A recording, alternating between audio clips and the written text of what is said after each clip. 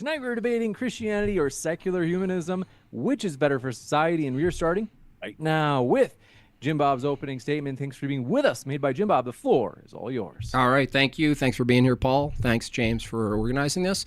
So what is better for society, Christianity, or secularism? Now, I want to define society. It seems like a given, but I think we should get rigorous here. The aggregate of people living together in a more or less ordered community.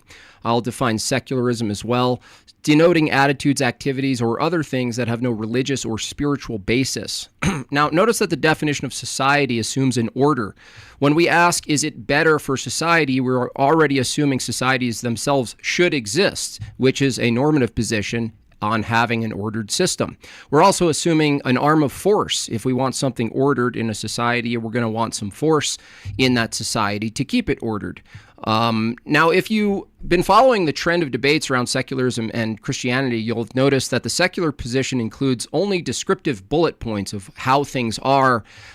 Sometimes they add in what they would like, but they never really jump to how things ought to be. The secular position does not produce a prescriptive claim about creating and maintaining an ordered society. There's a reason. The reason for this is the secular worldview has no obligations or duties. What does it have is a set of descriptions followed by a set of personal grievances and requests that more or less might be shared with other people who are secular, and even Christians, even theists might share their grievances. Let's take marriage, for example. The secular view demands an equal marriage status for all, but has no duty to marry or stay married. Secularism demands an opportunity for same-sex individuals, for example, to outsource children, but it has no duty to form a family, nor can it provide a duty for women to rent their wombs out to other people for a family. The secular view often advocates for welfarism and charity, but it has no duty or obligation to be charitable or philanthropic. If your ethical system does not provide a set of duties and obligations, then there is no standard for individual responsibility or accountability. From a Christian view, however, a Christian can call out another Christian for not fulfilling on their Christian duties and obligations.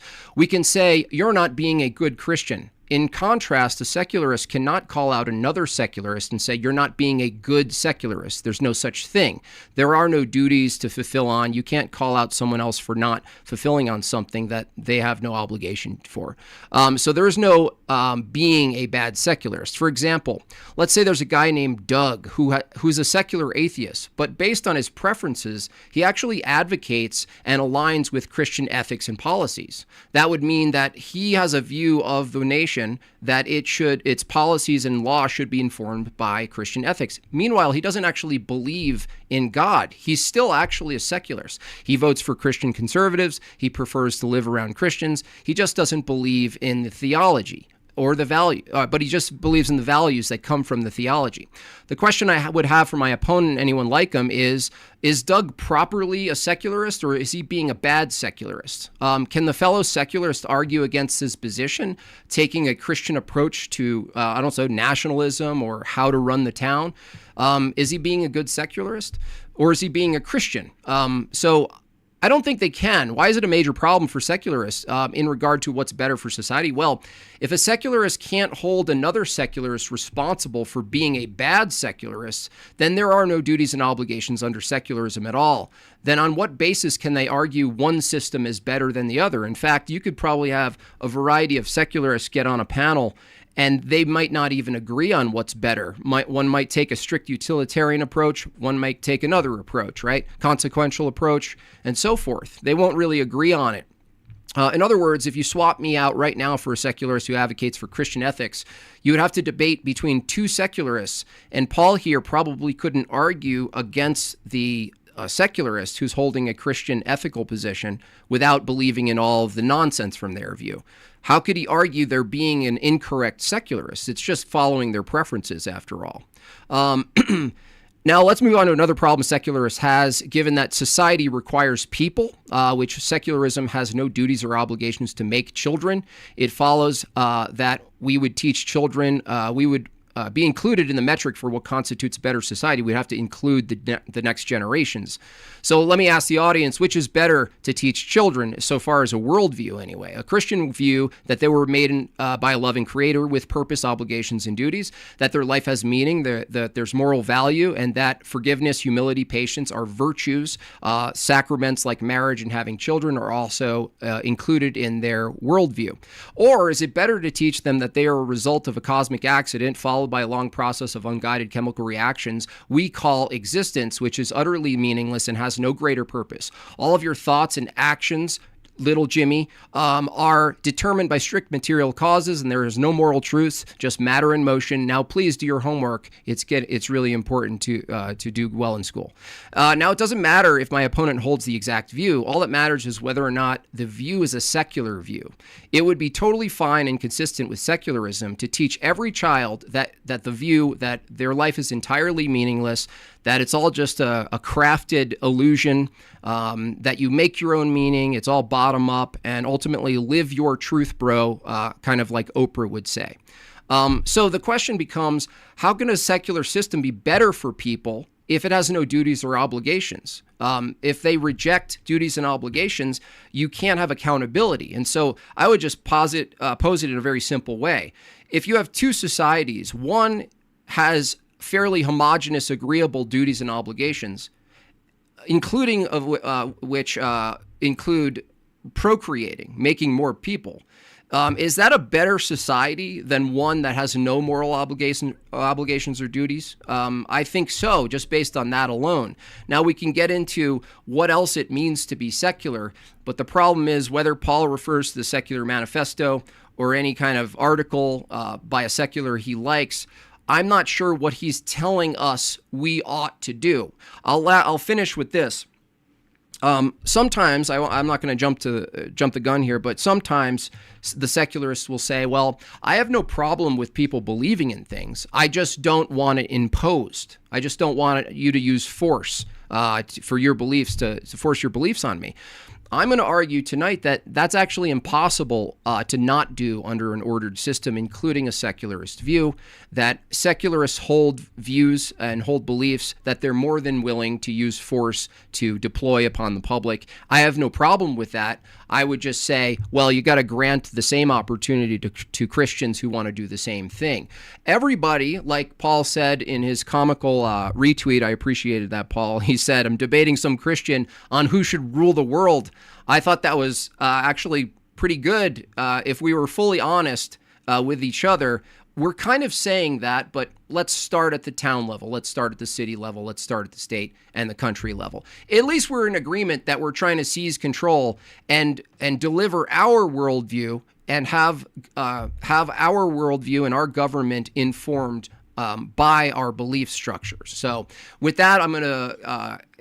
I have 2 more minutes, but that's pretty much what I'm starting with here, and I hope to have a good debate and a fruitful conversation tonight.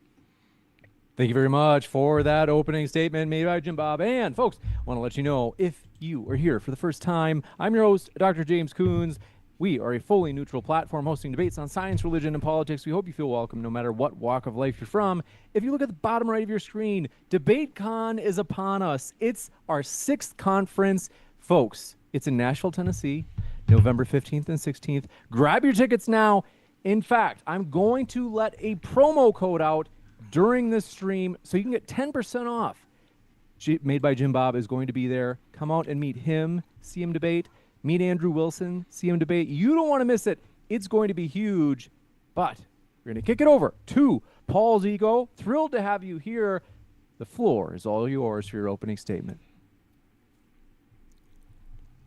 All right, sorry for that. Thank you for having me. I appreciate, like Jim Bob said, to extend the thank you to you for hosting and to Jim Bob for being here.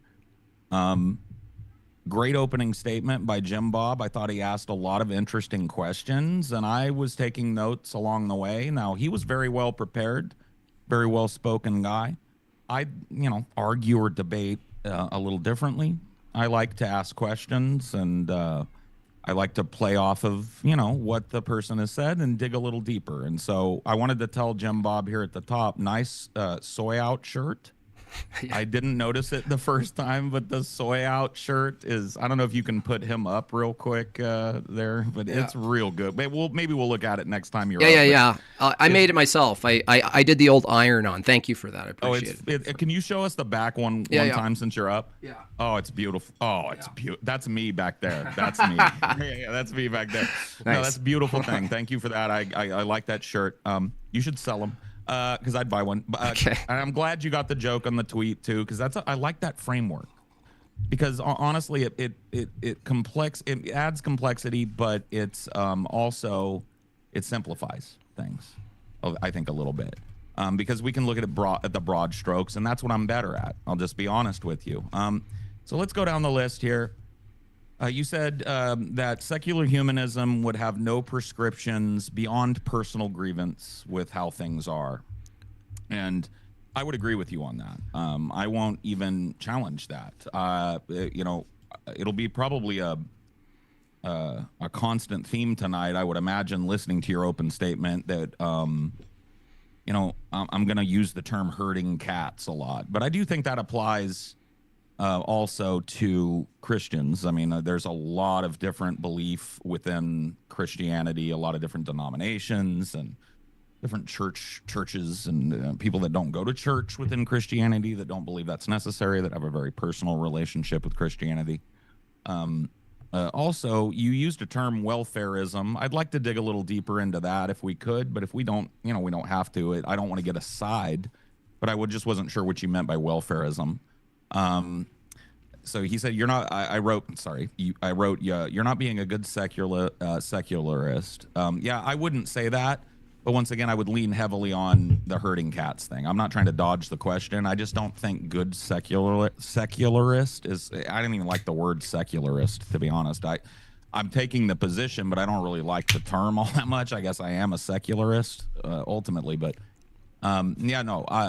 I wouldn't tell another secularist, you're being a bad secularist. I mean, I call that the no true Scotsman fallacy, right? It's like no true secularist would take that semi-Christian perspective, or that culturally Christian, whatever I'm not sure what words you use, but that a perspective that aligns with Christianity. So I would never say that to another secularist, but I do know secularists that would. I can't answer for them, but I can answer for myself. One of the things I like about secularism is that it doesn't have a dogmatic, prescriptive nature to it, that it allows for a society that could possibly change throughout time, right? If some new machine is invented, morality could be bent by that machine, right? And I think it's important for society to be able to adapt to that. I would bring up guns, right? I'm a big gun advocate, by the way. I love the First and the Second. I'm a big advocate for both, but I also think that it's a pretty good argument that the founders probably didn't intend us to all have a musket is not a modern machine gun. That means I don't want to get into guns, but aligns with disparity of belief in Christianity. I was going to ask you if you think that the disparity amongst secularists could be mirrored a little bit in the disparity amongst prescriptions that Christians would give. Is Doug a good or bad secularist? I think I answered that to the best of my ability anyway, but you can dig a little deeper with me. The best for the times, not the best Christian. Oh, yeah. So I would advocate leadership-wise, who's the best for the times, not who's the best secularist or Christian. So I'm not totally opposed to a Christian running the nation, so long as they respect the fact that there are people here that don't believe exactly how they are. And hey, if a Christian is the best person for the job at the time we need a Christian, well, I'm all for it, okay? But if a secularist is the person for the job, I'm all for that too. So I don't know if that's, a position we can talk about. I would ask, what's better for children, an unflinching dogma or a questioning mind that allows for them to kind of maybe choose for themselves? Like, to give you a little example of that, I was raised nominally Christian in the church, and then in my late teens, early 20s, became an atheist. I was a real hardcore atheist for a while. I was watching Jim Bob tear up a dude earlier, that was like one of these atheists that makes all these real like hard proclamations and uses all this provocative language to try to get Christians to get mad. I used to do that, man. I used to rage bait and do that. I don't do that anymore because I'm a spiritual guy now, right? I'm not a Christian. I'm a Taoist. It's not something that I push on people. It's an Eastern religion. It's personal. I meditate with it. I spend time in nature. But I'm still an atheist. The Tao is not a creator God. It's a motive force. It's a chain. It's incessant change, right? It is the universe in totality. So anyway, just for reference, that's the perspective I'm coming from, right? But it's a personal perspective. How can secular system be better for people if you have no duties and obligations? I don't think that secularists would argue for no duties or obligations. I think most of the secularists that I've met, if not all of them, have had obligations and duties to their job, to their families, to their loved ones and stuff, and they fulfill those. But I see what you mean from the leadership perspective. If there's no top-down prescription, you must do X, Y, or Z. I would argue that there is no top-down prescription now, saying you must treat your wife nicely. But I would argue that most people probably do. Maybe that I'm overestimating humanity. So is procreation a moral obligation? That's just a question I would ask, because you kind of talked about it as a possible moral obligation, especially given the times. And I would say that, like, no forced beliefs. That was kind of what you ended on. And I agree with that. That is one of the worries that I would have in a Christian-dominated or Christian nationalist society is I'm not going to believe because you tell me to. In fact, I'm likely to believe less if you really push me. And I don't want there to be that kind of negativity in the world or that kind of, because that, where that ends. You push somebody, they push back, but eventually there's going to be, I'm not that type of guy, but eventually somebody's going to start shooting, and I hate that. So anyway, I'll yield back the balance of my time. Thanks. Thank you very much for that opening statement as well. Folks, want to let you know, as I had mentioned, there is a discount code for DebateCon that you can see at the bottom right of your screen. The discount code is SAVE 10 from stream. So 10 and then from stream. If you are using the code during this debate, it's working. It's only going to be working during the debate. So you have to use it quick. It's 10% off as many tickets as you want to use. With that, we're going to jump into the open dialogue. Gentlemen, thank you very much. The floor is all yours. Yeah, there's a couple things there. I'm actually interested in the dogma one because I used to be someone who went away from my upbringing and was like, you guys are dogmatic, And I was like, well, what's a dogma? Definitionally, a dogma is like a belief that's held and can't be moved, essentially. Would you agree? Right. Like something like that? Yeah, that's fair enough. Yeah, I'd go with that. But I realized that I think it was my dad who finally pinned me on this. He turned it back on me and asked if it was a dogmatic belief to be anti-dogmatic, and I had to concede.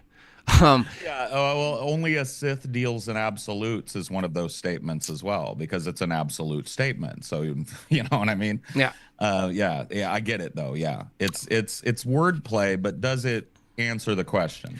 Yeah, I think the answer is dogma is impossible, even from a basic view of like the Constitution and the Bill of Rights, where our children are born into a reality where they dogmatically accept something called a human right or right, correct? Now, would you agree that that's a belief, that rights itself is a matter of a belief in the thing, but it's not empirically grounded. You don't grab a right, you don't measure a right. It's a term that we go, what if we had rights, right? Like that's our founding fathers argued about this before they made the. Well, I'm not sure if you're. Yeah, you are an American. We talked. So yeah, our founding fathers argued about this. You know what I mean? That from whence cometh the moral prescription, right? Is it a natural thing? Is it from a more deistic perspective? Is it God? Is it the Christian God?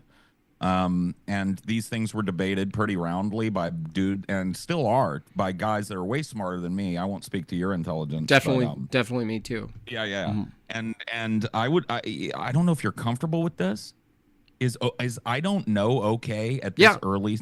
Absolutely, in the yeah. combo? Well, the reason I go the rights route is I usually, if an atheist like you, the ones you mentioned who are very aggressive, they're like, "Don't force your beliefs," and I go, "You don't force your beliefs," and they say, "No way, I would never do that." And I say, "Do you believe in rights?" And they go, "Yes," and I go, "What if I didn't? Isn't that a type of forced belief?" And I would say yes. And we have this flinching reaction as if forcing to, at any level, forcing your belief on someone is wrong, but it's not. Like you said, Right. Maybe it's better to raise your kid with an open mind, not dogmatic. Well, even doing the opposite of dogma would be some sort of controlled operation of how they learn. We're stewards of our kids and the world, so there's no escaping some level of like dogma or indoctrination. Even when we teach people, we have to we either get really firm with our foundation or we kind of hedge our bets and say, well, I'm going to do a Montessori style learning where the kid just kind of runs freely and decides his own fate, as opposed to, well, what if it's better for kids to be given fairly strict guidelines that they can still press against, but it doesn't mean we remove the guidelines simply because they're pressing against them. Does that make sense? Yeah. It makes sense. It's almost okay. So I'm very passionate about education. I worked in education for a long time, not as a teacher, but I was a tech guy. Worked right with kids and teachers, training them and supporting their stuff, their technology. And I became very politically active in like the union stuff that I did and supporting the teachers, because I feel like neither secularism or religion right now has an answer to the crisis of, if you indoctrinate your children into religion, fine. If you specifically refuse to indoctrinate them and raise them to be a free spirit, fine. If they can't read by the time they graduate the 4th grade, I don't want to use bad language with a Christian, but we are fucked. If they can't read? Either way. If they can't read. And some sobering statistics for you, 75 to 80% of Americans, and this is from 2022, so I don't think it's gotten better, read at or below a 4th grade level. Paul, I'll ask you, and I know I'm not trying to do a quick move here, but I just want to ask you, I know there's other variables, but isn't it the case that when America was more so Christian and there was more Christian schools, people had a higher level of reading? Well, I would say that if you went back, even to my generation, I got a really good education in comparison, and I got a real look at it because I grew up in this school system, and then I worked at those very same schools that I grew up in. So I saw the difference between what I got and what kids now get. And its class sizes are huge now. They used to be 15 to 1. Now they're 40 to 1 in a lot of California schools, at least. I won't speak for other states. And it just seems to get worse and worse, right? And I don't hear anything that I think would fix it. Now, I might agree with you. We go back to the 50s. Were there more illiterate people in the 50s? I don't know for sure, but I would guess not. And the 50s was undeniably a stricter, more Christian kind of environment. I would cede that to you easily. I just don't know if correlation and causation are happening here, right? They're not necessarily the same, right? Yeah, that's true, but I'm also looking at it from a larger worldview. Like, for instance, I had in my opening, if children are learning at a fairly young age, whether it's indirectly or directly, that there's no God, maybe that seeps in, or there's no purpose to life. You just kind of make it up. We're an accident, right? Kids are taught they're an accident in the secular view, right? That's the entailment of what they're taught. And so I would never say that to a kid, though. And I know a lot of secularists that wouldn't use the term "you're a fucking accident." That's right. But ultimately, it would be like, we're an accident. Okay. No, I mean, I don't know. Accidents imply like oopsie daisy, the paint spilled, right? And I feel like, somebody had to spill the paint if there's an accident. That's very good. Very good. Well, that's the thing, is an atheist wouldn't, like, from my perspective, and I'm not a cosmologist. Yeah. But an atheist that would proffer the Big Bang, I don't think they would say that there was anybody that whoopsie daisied it. So accident wouldn't apply in their worldview. Well, that's it. Mine. I actually agree with you. I point out that to say anything's accidental is to say that there's a purpose that it went away from, right? We both agree with that. That the problem is it's not actually a peculiar small thing under the atheist view to hold the view that we as human beings, as people, we are the result of a long process that wasn't guided by anything in person. Now, I don't know if you believe that, but I'm saying a secularist, an atheist could posit this to you, and you might say, well, I don't really believe that, and you might not have a substitute answer for what we are and why we are. But from that view, that long view that space collisions then created by chance a perfect environment for life, and then by chance life emerged from non-life, and by chance we're thinking, right? You and I are thinking rational beings, but from this physicalist view that's often through the lens of public education, which is largely secular, this physicalist view removes any sort of teleology, which is a fancy word for higher purpose.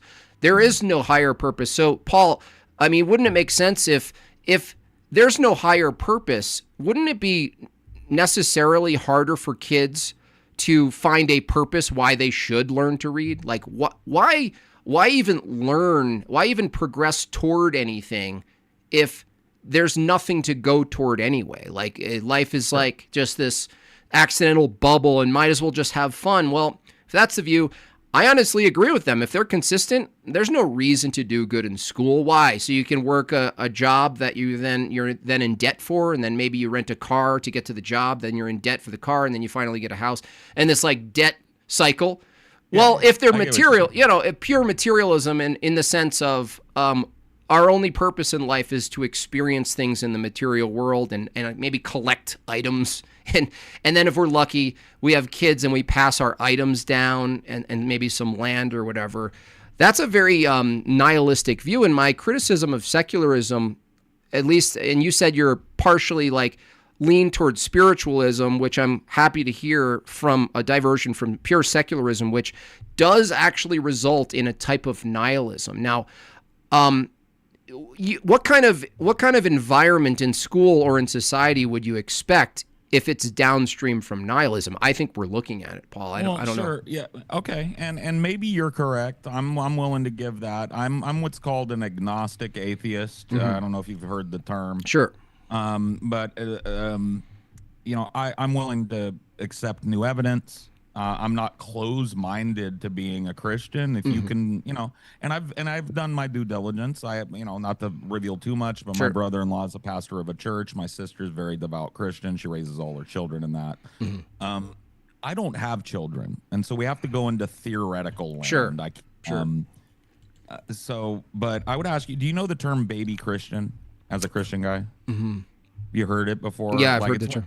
When somebody's a new Christian, they are very zealous, and their knowledge is low. Yeah, but their zealotry is high. Yeah, convert zeal, we call that in Orthodoxy. I'm also have been guilty of it, so I know. Oh, sure. Yeah. Well, I talked a little bit about my 8 days as an atheist content creator, which is how I started here on YouTube and stuff, or wherever we are. I think we're on YouTube, right? Yeah, we are on YouTube. But anyway, we might be other places too. But we should all, by the way, be at DebateCon. Not to plug it, Paul. Coming up here pretty soon. I just apropos of nothing. But what I was saying is there are baby atheists as well. When you're raised in kind of a domineering Christian environment, everybody wants to rebel against their parents, and you're young, and atheism is cool and edgy, and you hear Christopher Hitchens or Richard Dawkins say something totally fucking smart. You want to repeat it, and then you see a Christian, and you go, "You're a fundy, you're a Christ-tard," whatever these things we used to use back in the day, right? And then I feel like in the same way that a baby Christian grows out of that, is they broaden their perspective by studying the Bible and listening to their pastor and going on their own journey with God, right? Sure. I think an atheist, as they mellow and mature, come to a more mature position on it as well, right? And I see parity in that. I see humanity in that, not necessarily a prescription towards Christianity or secularism. Yeah, well, I do a lot of content kind of looking at people who leave Christianity and go full-on atheism. So they might be a baby Christian at some point, and then in their view, they graduate from this archaic, silly fantasy world, and then they actually start YouTube counter ministries, and you'll notice that they're actually formatted exactly the same as the church that they came from. They're just swapping the content, and then they do atheist meetups, and then you're like, but why are we meeting up? And it's in protest of something particular, but it's not always for something. It's like a lot of times against it. So I totally understand that phenomenon, and I've been a part of it. And ultimately, if we look at society as a whole, I think that the fact that Christianity has a structure, I would even argue, Paul, and you might concede to this, it might be the case, even if Christianity wasn't true, that the structure of it is better than no structure.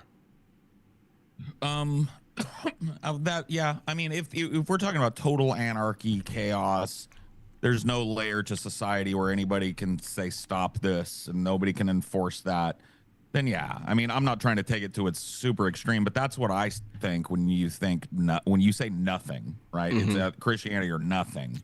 Yeah, I would say I would live in the Christian world by far anytime. Right. Because But at least there's a set of prescriptions there that I could at least try and follow, even if I didn't believe it.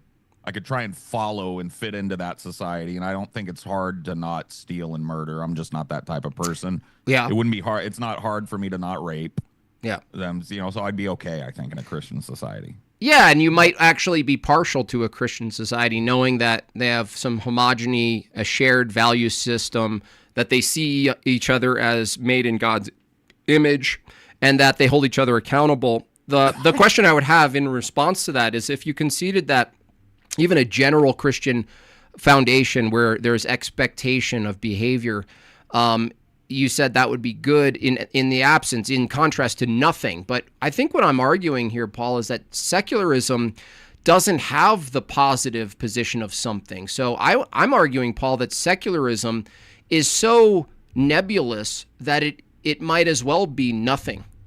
Well, I would say that it doesn't have a positive view of something that's written on stone tablets. It has a positive view of lots of things that are mutable, which I know it rubs Christians the wrong way. Immutability is what the Bible is, from a Christian worldview. And from a scientific, more secular worldview, the mutability of science is why I believe it. Because if science is proved wrong, like if a scientist can come along and say, hey, this experiment didn't work, then science changes. But I'm almost done. Sorry. What happens with Christians when something like that happens is a new excuse is made, I feel.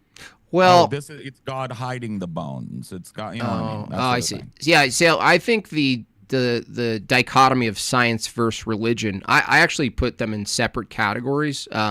Science, I'm pretty strict on what science is as a methodology, and the value of science is that it's mostly wrong. That's the joy of it, is that you can null a hypothesis and you can disprove something because it's falsifiable.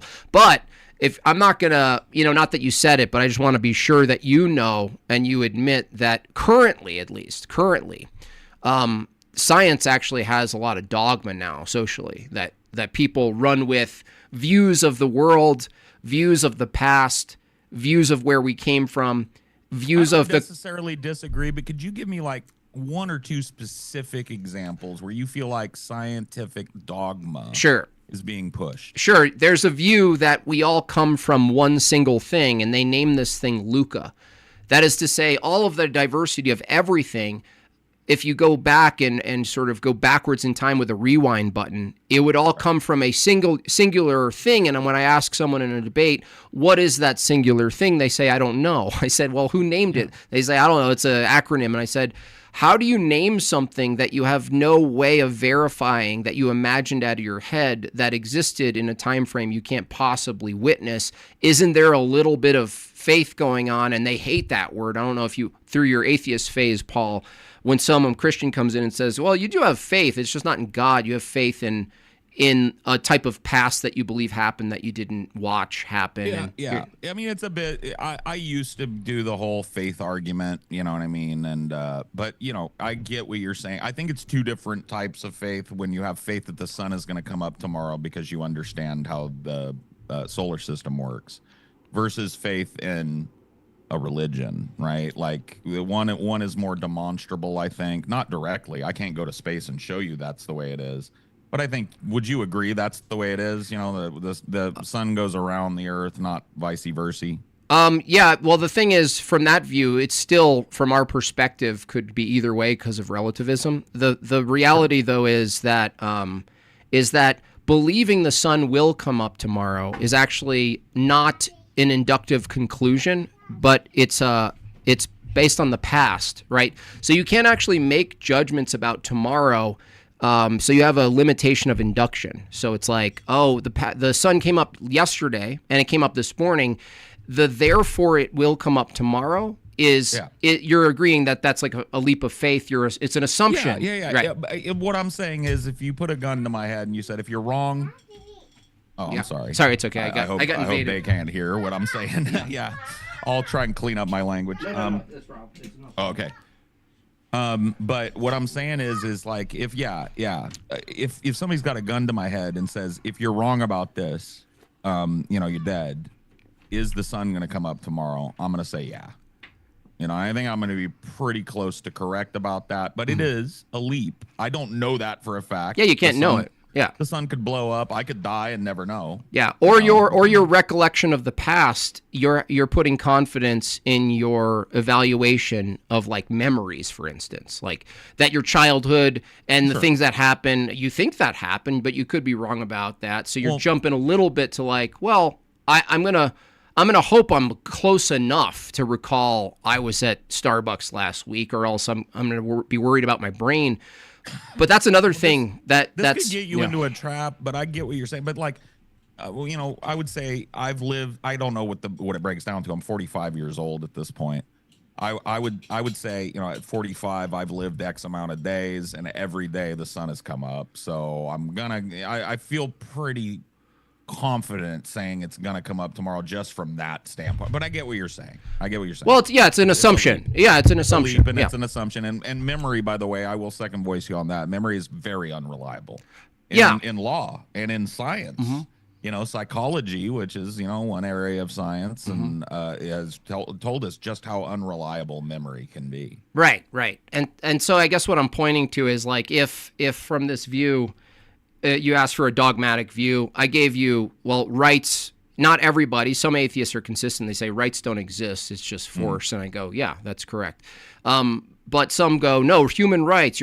Christianity's bad because it violates rights. And I go, that's a belief. You don't, from a secular view, you can't really justify rights. You're just, you can't do it. No, well, I said earlier, I do believe in immutable human rights. I believe that because I think that the logical end to any conversation that I would have, if I tried to pick at that or be relativist about it, would be us rolling around in the muck, throwing feces at each other, and nothing's real, and it doesn't matter what we do anyway because it's all going to blow up and blah, blah, blah, nihilism, right? I've had my dance with that. I think a lot of atheists do have their dance with the nihilistic perspective, et cetera, et cetera. I'm not saying I'm not, at my core, still a nihilist. I don't believe in direct and obvious meaning that one man or any group of men can point to and go like, here's the truth. But I don't project nihilism out into the world in the same way I understand. I do get that from you, but if the view is secularism, I guess what comes right before human rights or any sort of assumption we should acknowledge them is something called human value and dignity that you don't actually assume to everything equally. For instance, a crab, some people try to assume the same value of a human to a crab. Now, from your view, Paul, defending a secularist view right now, how does a secularist, given that ordering a society and what's best for society is actually a claim about what we should do for humans in particular, we're not including parrots necessarily in society. Now, what is it? How can a secularist, at least from your view, how do you justify the assumption that humans themselves, which are just a particular clade of biological clumped cells from the evolutionary view, how is it they have this peculiar value and other things don't, even if they have similar, like a dog, like you're like, well, it has some value, but I'm not going to choose it necessarily over the person, most people that you know. But the thing is, that's what I'm saying. It does seem to be contradictory, doesn't it? the view that humans are particularly have some sort of value, right? Intrinsic value over a crab or Yeah. a molecule or, a mote of dust or anything, right? And this is where, I might, and I'm trying to give a good debate, but I also refuse to say shit that I don't believe. Like, I'm not a good sounding board for that. So you're talking to one secularist here. But I'm also a Taoist. And I believe that if we're going to get down to spiritualism, which is, it's an angle you're coming from, so let me dip. I believe personally that a mote of dust and a human being are equally valuable in that they're all the same thing. A mote of dust and a human being, according to a Taoist perspective, are part of the 5,000 things. Okay. Which are earthbound, visible, interactable things. Okay, so monism, it's all one big giant sort of thing itself. Well, there are 3 layers of Tao. I don't want to get too into it. I'm not a big evangelist, but there is the 5,000 things. That's humanity and everything else, right? And then there's the Earth as one whole entity, right? From that perspective. And then there's the universe, and then there's the Tao, right? Okay, so that would be your pecking order from top to bottom. Right? Now, just for the sake of an effect, can we swap dust with feces? And are you going to be consistent and say there's no difference between human beings and feces? I'd rather have a mote of dust than a pile of feces. I mean, well, they're equal, though. We're going to preference, yeah. But ultimately, if you were to take a microscope and look at feces in a micro perspective, and then look at a piece of, just take a swab off a human, you know what I mean? We're all pretty dirty. We're all pretty gross. Human beings all stink, and we all got poo-poo, pee-pee stuff. Yeah. And so it's like, so that, I feel like from that perspective, it's the same. But I value I personally value a human more than a piece of shit. I also personally value a human more than a crab. I love to eat crabs, and I would never. Okay. Human. Okay. But we're talking about intrinsic meaning. You know what I mean? Yeah. Well, that's where it gets sticky for me. I understand, but even if you held a spiritual view in one hand, the moment you say humans are no different than everything else that's composed of similar things, and dust is all connected and it's all one big structure, the moment you say that, then you're actually arguing from a strict physicalist position, that you're actually reducing all things to just material. Now I'll ask you, because the debate and the conversation is mostly about whether or not your view, holding a secular view that all humans and everything else are all one thing, what would be better for society? A Christian view that rejected that, even if it was true that we were no different than poop and dust and anything else. Even if it was true, would it be better for a society to hold a view that wasn't true, that humans have value, and would a Christian view ordering society be better than the view that entails we're all no different than feces? I hate this to be for our first big sticking point, but I would go, and this is going to be biased, and I'll admit outwardly my Taoist worldview impinges upon this argument in the same way that your Christian worldview is impinging on yours. Okay, I think that your description of we're all dust, we're all the same thing as shit, we all came from the same thing, I think there's beauty and wonder in that. Right? I would never use shit as an example if I was teaching a kid. But when you get up high enough in the studies, you got to tell somebody that there's turd on you pretty much all the time. Unless you're a real hygienic person. I'm not trying to be gross, but I'm just making a point, right? And so from that perspective, I have to say that I think that there is beauty and wonder in the universe as it is described by science. And if that changes in the future, it will be hopefully one step closer to truth. But I don't believe in truth. I don't believe in ultimate truth. From a nihilistic perspective, that's where my nihilism peaks. Oh, right. You don't. So you believe there's no truth? I believe that truth is what it needs to be for humans to justify what they do. Okay, so if truth is bendable and you don't believe it really exists, then even your description of it isn't necessarily true. That could be wrong. So let's move. Right. Okay, Sure. So let's move to something like the laws of logic, the law of identity, excluded middle, and non-contradiction. Are those bendable?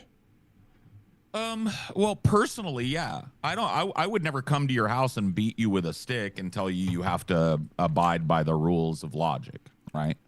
And I would never go into a Christian church and force them to logic away the talking donkey, snake, all the things that are in it, right? I would have brought you the talking donkey 20 years ago, but you caught me too old, and you know what I mean? It's just not, I don't care. Well, actually, the talking donkey, at this point, you'd have to accept that that's possible, being that you don't have a strict standard for what truth is, and truth would tell you what is possible and impossible, but you're saying you don't hold a view that truth is absolute. So are you saying truth is not absolute? Well, possibility and probability are two things. Would you say that?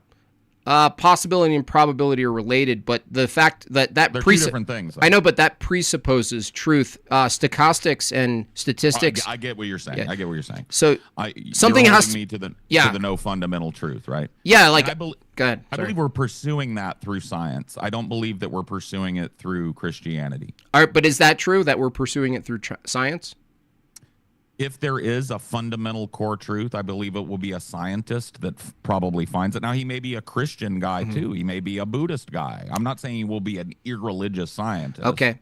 Do you agree that you said everything, we're all matter, we're all similar matter. When you say the truth exists, can you tell me in which type of way it exists? Do you think it's conceptual? Well, to be fair, I said if truth exists. If truth I believe it will be found if it can be by a man of science. And he may be also a man of religion. Those two things aren't mutually exclusive. They are here in the debate because we're opposing sides. Right? So scientists, what they do when they find things, they're actually looking at the natural world, correct? Yes. So when you say... What a scientist would say, what else is there to look at? Right. Just demonstrate it to me. I understand, but there are things, if you're familiar with any philosophy of science precedes the scientific endeavor, and it assumes things that aren't actually produced by the scientific method, like meaning, knowledge, language, math, mind, logic, universals, particulars, categories. These things are all assumed beforehand. You have these notions that are conceptual. And so the scientific endeavor, I would push back, Paul, is if you said if truth can be found, it's going to be found by science. I'm going to push back, Paul, and say you can't do science without first starting with things that are actually non-scientific. Totally agree. Yeah. Well, we got to science. And this is one of those things that, like, I hate it when atheists go like, science is no. I mean, like, that we wouldn't have science if it wasn't for the church, if it wasn't for the Muslims before the church, right? It all kind of started in earnest. Now, we can't really ascribe it to any particular religion if you go back to the pre-pottery Neolithic or like, Ur and Sumer and the Mesopotamian cities that kind of constitute what we know to be the first civilizations, at least from a scientific perspective. I don't know if that's a biblical belief that you would share. Like, where are you at on that? Like, as far as ancient history? I think there's ancient history. I don't hold that it goes back to some of these claims of, like, I ask an ordinary atheist, I call them scientismos. I go, how old's the Earth or something? They'll go, well, it's like 4.8 billion. Now, I don't take you as a person, though you may have gone through this phase, Paul, I don't take you as a person who goes, no, I know it's 4.8 billion because you have the wherewithal to go, well, I mean, let's ask a couple of questions here. What's the I don't know, what's the margin of error on that? How do you falsify that? Well, there was a big hullabaloo recently where the age of the universe was extended. The scientists, I think, as a whole, have been using one range of numbers for a long time, and then it was found that, oh my goodness, it might be older than we thought, and the Big Bang might be further back in time than we've previously. I accept that if it's the strong current theory. I'm not sure it did replace the strong current theory, but if it is, I would be more apt to accept that than you telling me that the genealogy in Genesis and the early books of the Bible are proof that the world is 6,000 years old. Right, but because you said you don't actually hold that there's actual truth, and you said that if that's the case, it could be the case that everything you thought about age and assumptions that we all learned from a childhood and all the assumptions baked in, those could actually be false even from your view, like completely. And you're going. Can I dissent? Can I give you a little parable that you as a and I didn't mean to interrupt you. If you were finishing a thought, I'm bad at that. So just smack me around. No, it's fine. I was just saying, just finishing is that that if you hold the view that truth doesn't, there's no absolute truth and it's bendable, and we're always kind of figuring it out. There's been many times where what we call science is very wrong, and they do a 180, right? Because they're in the descriptive and the explanatory. And today, unfortunately, this isn't a debate on science, but if you watch some of my debates on science, Paul, you would see that a lot of modeling and doing mathematic equations is posed as a scientific theory when it's actually not going through any rigor inside of science. But that's a different, I don't want to tail off on that. Go ahead with the parable. No, I totally, well, by the way, I agree. Maximum rigor. I know what a peer-reviewed paper means. A lot of people don't. Mm-hmm. That's the rigors that I expect if you're going to claim current model truth or whatever. And a lot of things that people will spout off aren't. They're theoretical models that describe something that science doesn't fully understand yet. But a lot of people will proffer that as like, oh yeah, string theory is the truth, bro. Wormholes, man. Well, and like none of that has been demonstrated or proven yet. So let's be real. Well, even a singularity, which is borrowed from math, is being reified as a physics phenomenon, and that's a category error as well. I hope. I hope for the singularity, but I can't tell you with any kind of certainty from my stuff. Well, Paul, you already believe we're in the singularity if you hold a monistic view. Everything is basically one thing operating, and there's thinking of the the technological singularity that people talk about coming with AI and everything. But you're right. Yeah, the singularity, all is one and one is all. Yeah. I used to be a very rabid futurist, all about Kurzweil and all these people, and I was so let down by all their promises. Well, I just think that like things are dragging behind the curve. Maybe we're going through a rough patch right now, and then Star Trek. Maybe, yeah. No, I'm kidding. I think we're going down. I think we're heading for the crater. I don't know how you. Never mind. We're getting off the fucking path because I like you too much. No. I wanted to say from my perspective, and this is something that helped me. Because you seem to be kind of struggling with this meaning and truth, right? And when if I and I do believe that there is no inherent truth, or at least not one that the human mind is ever going to comprehend, right? And if that is true, then it means then where does that leave me? That leaves you in a contradiction because okay, well yeah, because I've just said there's no truth in that. Right. It's the chicken and egg thing. But I not chicken and egg, but it's the same reverse. It's a paradox, right? Yeah. But human beings are a paradox, bro. If you find one human being that is a robotic logician, please point him out to me because I got questions. Lex Friedman. Okay. Yeah. Okay. Very close. Okay. Mm-hmm. No, but you get what I'm saying, right? And I'm not trying to be pedantic with that. I like pedantic. I like being strict on the meaning of words, though. And so, when someone says there's no truth, I go, is that true? And they realize quite quickly that maybe they shouldn't say that. Well, this sentence is true. That's one of those paradoxes. The liar paradox, yeah. Right, the liar's paradox, exactly. Thank you for knowing a little more about. I got dogged by the streamer Destiny. Yeah. He started checking me on philosophy, and I got like hubris in me, and I was like, I've read every philosophical thing, and he was like, tell me about Kant's categorical imperative. Yeah. You're like, no. You said no. I don't have to do that. I don't have to do what you say. You're not gonna quiz me. No, I just admitted that I'm a dumbass because that's the type of person I am. Yeah. I'm not looking to win anything. Yeah. I'm looking to have fun and learn maybe. Yeah.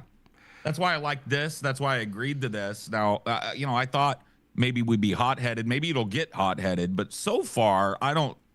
You know, I don't think your prescriptions are all correct, but that doesn't mean that I would want to be at your throat or nothing. I think you're a good guy. You seem like a decent person. Yeah, I'm a good guy. I'm usually I'm surprised someone didn't warn you, honestly, about me. I'm usually extremely aggressive and I don't let up. But there's something about the way you talk and hold yourself where I don't need to really do that. But Sure. But to bring it back to the topic, it seems like if I were to go, okay, let's sideline secularism for a second, just because of the nature of the conversation allows it, is like, if you take your Taoist view, if we take that to its conclusion, isn't a Christian application, like how to structure society based on a Christian view, isn't it more structured and exhaustive than you trying to structure a society based on your Christian view? Well, I'm to be pedantic. That's fine. No, I'm an Orthodox Christian. So let's just say like something very basic, like we organize a society that has a social pressure toward families and marriage, and a social pressure toward attending church and being baptized. Not a requirement, no jail, none of that, but just a social pressure, like tipping. I would say that already exists, doesn't it? Well, I mean, I think we're reaching the minority of that. We're at a tipping point where that's seen as something secularists should fight against. But the problem is, that's what I've never got from a secularist, is why ought a secularist fight against a Christian praxis if a secularist could hold a Christian praxis without believing in any of the Christianity? Sure. There's definitely crossover. We're starting to get into the golden rule territory, right? Maybe this will be contentious. We'll do unto others as you would have others do unto you. And then we're starting to get into some commandments too. Love thy enemy as thyself, honor thy mother and father. You know, I don't know them all. I'm not a good Christian, but you know, you get what I'm saying, right? We're starting to get into that field. Yeah, and that would require. This is why I don't run with the golden rule, is because the golden rule has something smuggled into it, which is this idea of a person, other. So we just kind of assume it. That's why I asked you, Paul, under your materialistic view, even with a side of Taoism and some spirituality, what is it about a human being that's specifically I love that. a side of it? Yeah, that was good. Yeah, like a mac and cheese bowl. Yeah. Can I get a salad? Yeah. I'm watching my figure. No, yeah, it was good. I wanted to give you props. Sorry. Thank you. Yeah. So if you answered before and you said, well, you're right. When asked what's specific about a human being that warrants this notion of do unto others, if it doesn't include everything, including a tree and a pile of dust and a pile of poop, if it can't be transferred, would you agree that even between the two of us, if you held a Taoist view and I held a Christian view, do unto others would be more compatible with my worldview and less compatible with your view? Right.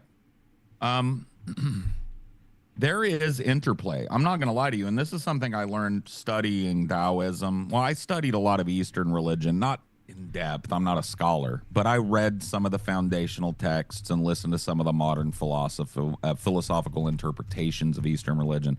So I was looking for something that was different, because I've heard the Western stuff. I grew up in it, and my sister is very much it.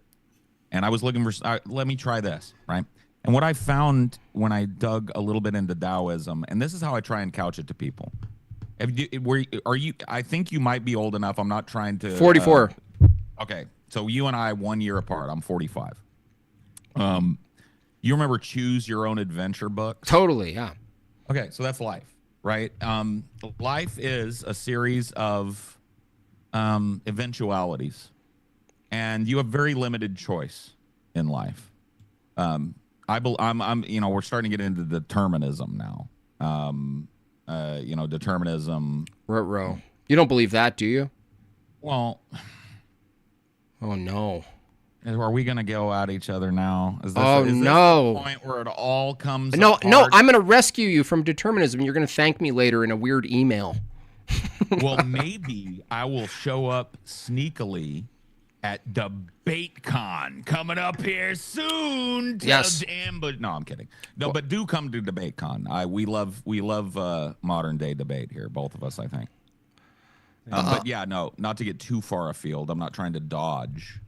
But yes, I do believe that human beings really don't have choice if you look at it from the universal scale. And Okay. how else can you look at it? Okay, but the thing is, would you agree that your belief, your thought that human beings don't have choice would also be determined, and you couldn't know that if it were true? Right. Hence comes my cop out. You ready for my cop out? You ready for my obfuscation? I like dodge? cop outs because it means that you're not firmly placed in the sinking ship. Sure, and I'm like I said, I would be a total liar if I didn't tell you that my whole this would have been a different conversation between me and you 2.5 years ago. I'm not a Taoist going way back. This is a 2.5. I'm not. So your tattoos are new. You have new tattoos. I don't have any. Okay. No, I haven't gotten my yin yangs yet. But yeah. I'm getting. You didn't get your. Yeah, I got it. Okay. yeah. But no.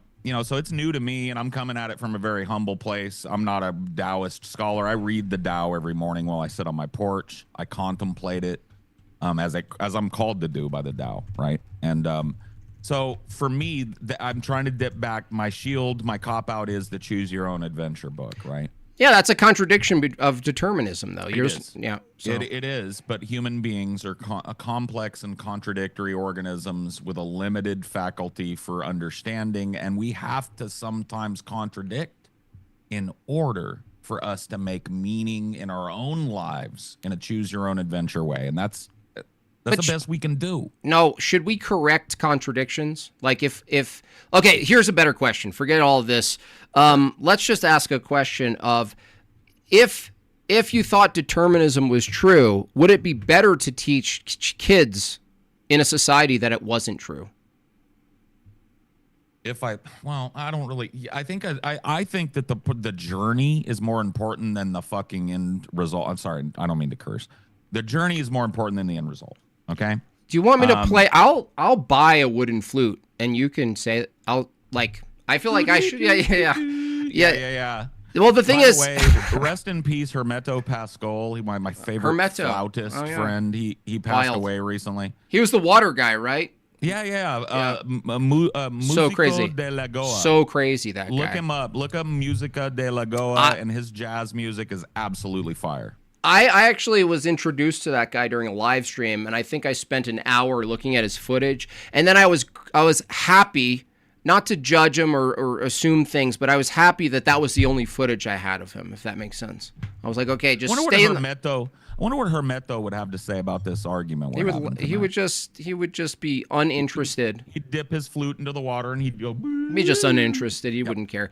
The question was, in a society that has a choice between determinism, their biological reactions, they have no choice in the matter. Things that we think they did wrong, stealing, killing, murdering, rape, that was all determined. Now, what's better for society, to teach people that that's the truth, or actually do a noble lie and say, no, that's not the truth. You have choice in the matter. You have responsibility, and you're going to be held accountable for your actions. What's better? Well, by your framework there, the Christian framework, not the deterministic framework, is better, right? Yeah. But I take issue with part of the framework, and I just want to ask you a question. I'm not trying to Q&A you to death, and this is not. I ask you this in good faith, as a stoner like me can possibly do. Okay, I promise.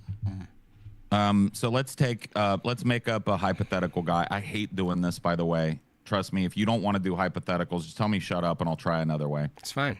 Let's make a hypothetical guy. Okay. Let's say Jimmy. Jimmy grew up in the hood. The hood. You know what I'm talking, the 90s hood, right? And we can say Jimmy's, we don't have to even go racial, because people are born in the hood of all colors, right? So let's just say Jimmy. Well, you could have put you could have picked a more appropriate name, but I'll go with Jimmy. Well, the hood is what we used to. Yeah, Jimmy. Jimmy is pretty okay. Yeah, how about the Jimmy with apostrophe? Okay, no, we're not going to go there. Okay, no, you don't want to. You don't want to go there. Okay. No, because I don't want this. This is not racial. This I is understand. Economic. Okay. This is me being a lefty now. Okay, fine. Yeah. So Jimmy has he's born with a single mother. She's addicted to crack, right? You get it, right? Wait, you're not going to go racial on this? I thought we weren't No, going. well, I'm just saying. Well, hey, man, I've met some white folks that have been. It's a smoking some joke. crack. It's a joke. I know. It's an edgy joke. I'm sorry. I'm just being extra tiptoe careful. I know. You because get canceled. We don't. You get Oh, canceled man, now. dude. Yeah. I've yeah. been canceled 3 times. I imagine. man. I saw some of your streams and I was like, this guy doesn't play with those crazy people. He's like in the weird. He's in his weird I'm in my own own map. world. Yeah. Yeah, I'm in my own world, and the people that find me, they bounce off or they stick. You know, I don't know. Okay. Hypothetical. Sorry. Go ahead. Yeah, sorry. The hypothetical. So Jimmy, he's born. His mom's a crackhead, so he's born addicted to crack, but he makes it through, with minimal damage. And he's born into this horrible situation. Mom lives in a studio apartment, barely makes the rent, Section 8, all of that shit, right? He's around drugs, he's around abuse, he's around all that horrible shit, right? So Jimmy has a choice very early on in life, I think, maybe around, I would say 8 or 9. Right now, it's not his first choice, but it's the first important choice. What am I going to go hang out with the other dudes that are in similar situations that are in my neighborhood? And am I going to like learn what they're doing and do the same shit? Or the same toodly doot doot doot? Or am I going to go a different way? Now, do you believe that Jimmy, having no perspective and having nobody in his life, as we've just discussed, that's ever told him he can do that or shown him that way? Yeah. Do you believe he actually has a choice? Yes, I think that the distinction here is that he has a choice, and what's beautiful about the Christian paradigm is that from the Christian paradigm, we're actually judged by our knowledge and lack thereof. And so I'm accommodating your view and also inserting that we're still calling Jimmy to correct himself. And so if we go Jimmy. Actually, you described James Brown's entire upbringing. Jimmy grows up and he doesn't know better, okay? But here's the distinction with Christianity. We have an obligation to correct, but secularism has no obligation to correct. And further, Taoism really has no obligation to correct because that would assume a distinction between things, which is illusory. And it would assume an absolute morality and something that would prescribe something like an absolute morality, and that's where it falls apart for Taoism in terms of you can't. It's incompatible views. So you're absolutely right on that. Yeah, and so if determinism said he's doing X, Y, Z, the contradiction is this: if determinism was true, then us coming in and saying, "Well, Jimmy, that's not your fault," we wouldn't even know if our statement was accurate because that we would be determined to say, "Jimmy, that wasn't your fault," or "Jimmy, that was your fault." What I'm saying is, under determinism, Paul, truth itself is not possible because whatever you thought was true, you would have been mechanically, biologically, neurologically determined to think that like a domino. Okay. Yeah, here's the thing. Jimmy, right? I don't think that and now maybe this is just me. Maybe it's just a reflection of what I would do in this hypothetical situation if somebody pointed at Jimmy and said, "You're responsible for helping Jimmy see the right way." Right. And that's a tough thing. But maybe Jimmy is like our distant relative I didn't know I had is the crack mom. You know what I mean? And here he shows up one day in a basket. Wait. Let's say you're the father, because this is what's also beautiful about Christianity is that we as fathers are lowercase extensions of the church, lowercase priests. We're not clergy, but we're fathers. Yeah. And so that's reflective of some sort of patriarchy and a hierarchy, and our children actually need the correction. So the thing is, under Christianity, children isn't restricted to just kids who are not grown up yet. We see at a metaphysical level, we're all children, and a Christian paradigm goes out and corrects our own first, and then we meet people where they are. So we don't have the same rigor when we correct someone who never knew Christianity, never knew God, never knew participation, worship, and all of these things. We take an approach to them different than we do an approach our own. If that makes sense, we're more rigorous with ourselves. But if you, Paul, were the dad, and I know you're not, you said you weren't a father, but try to imagine you had the kid, and instead of he's left with just you, and he starts doing things, and you have the notion. I would argue from a Christian view, it's actually written in your heart, even if you can be a little wrong, the notion of correcting him. And do you correct him from a secular view, and why? Do you correct him from a Taoist view, and why? I think the latter relieves you of any obligation, certainly of correcting him, because he and you aren't different. They're all one big matter splatter.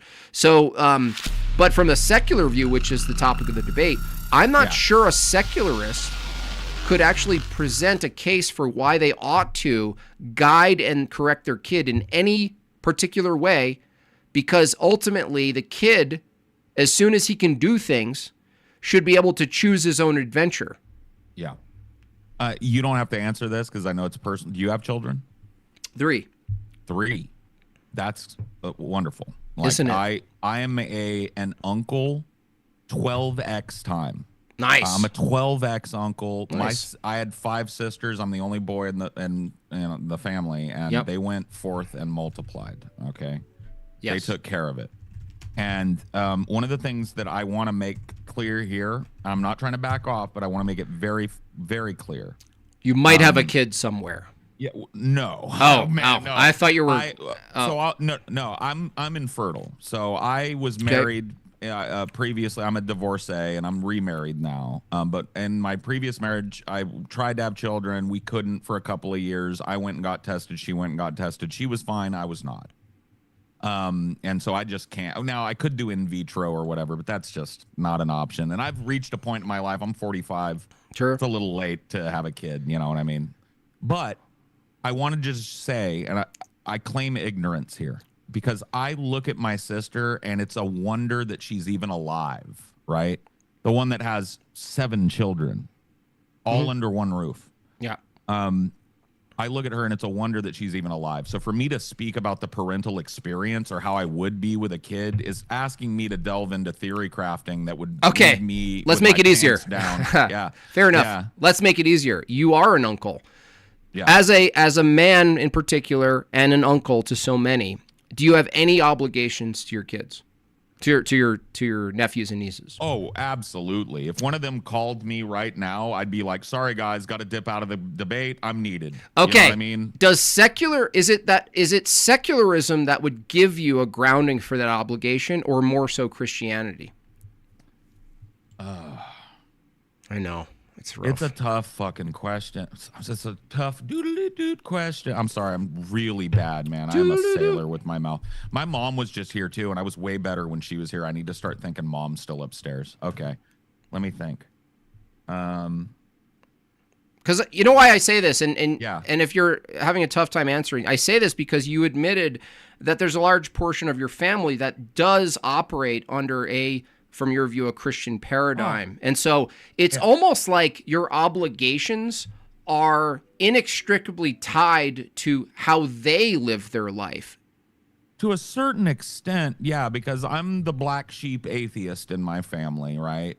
They tolerate you. Taoist. Yeah. You know, I'm the only one that isn't at least nominally Christian. And a lot of my families are what I would call evangelical fundamental Christians, and not that as a pejorative, right? That's just probably what I would say. They're very church oriented, very Bible oriented. They teach. They don't swear, do they, as much as you, right? They will not swear at all. Now, I haven't heard my sister swear since she got saved, but the thing is, your hesitancy to swear is accommodating, and you also know that there's some kind of value to it, right?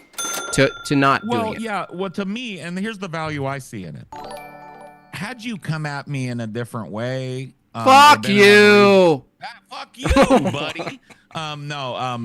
If you had you come at me in a different way, I would have been less accommodating of that, and I would have been way more free with the fucks and the shits. But because I know you're a religious guy, I would rather not, because I do give that grace to everybody, because I don't want to push you away with a word. If you're going to be pushed away from me, I cuss. I want you to be pushed away because of what I am. I don't have a cuss judgment. But what I'm pointing to is that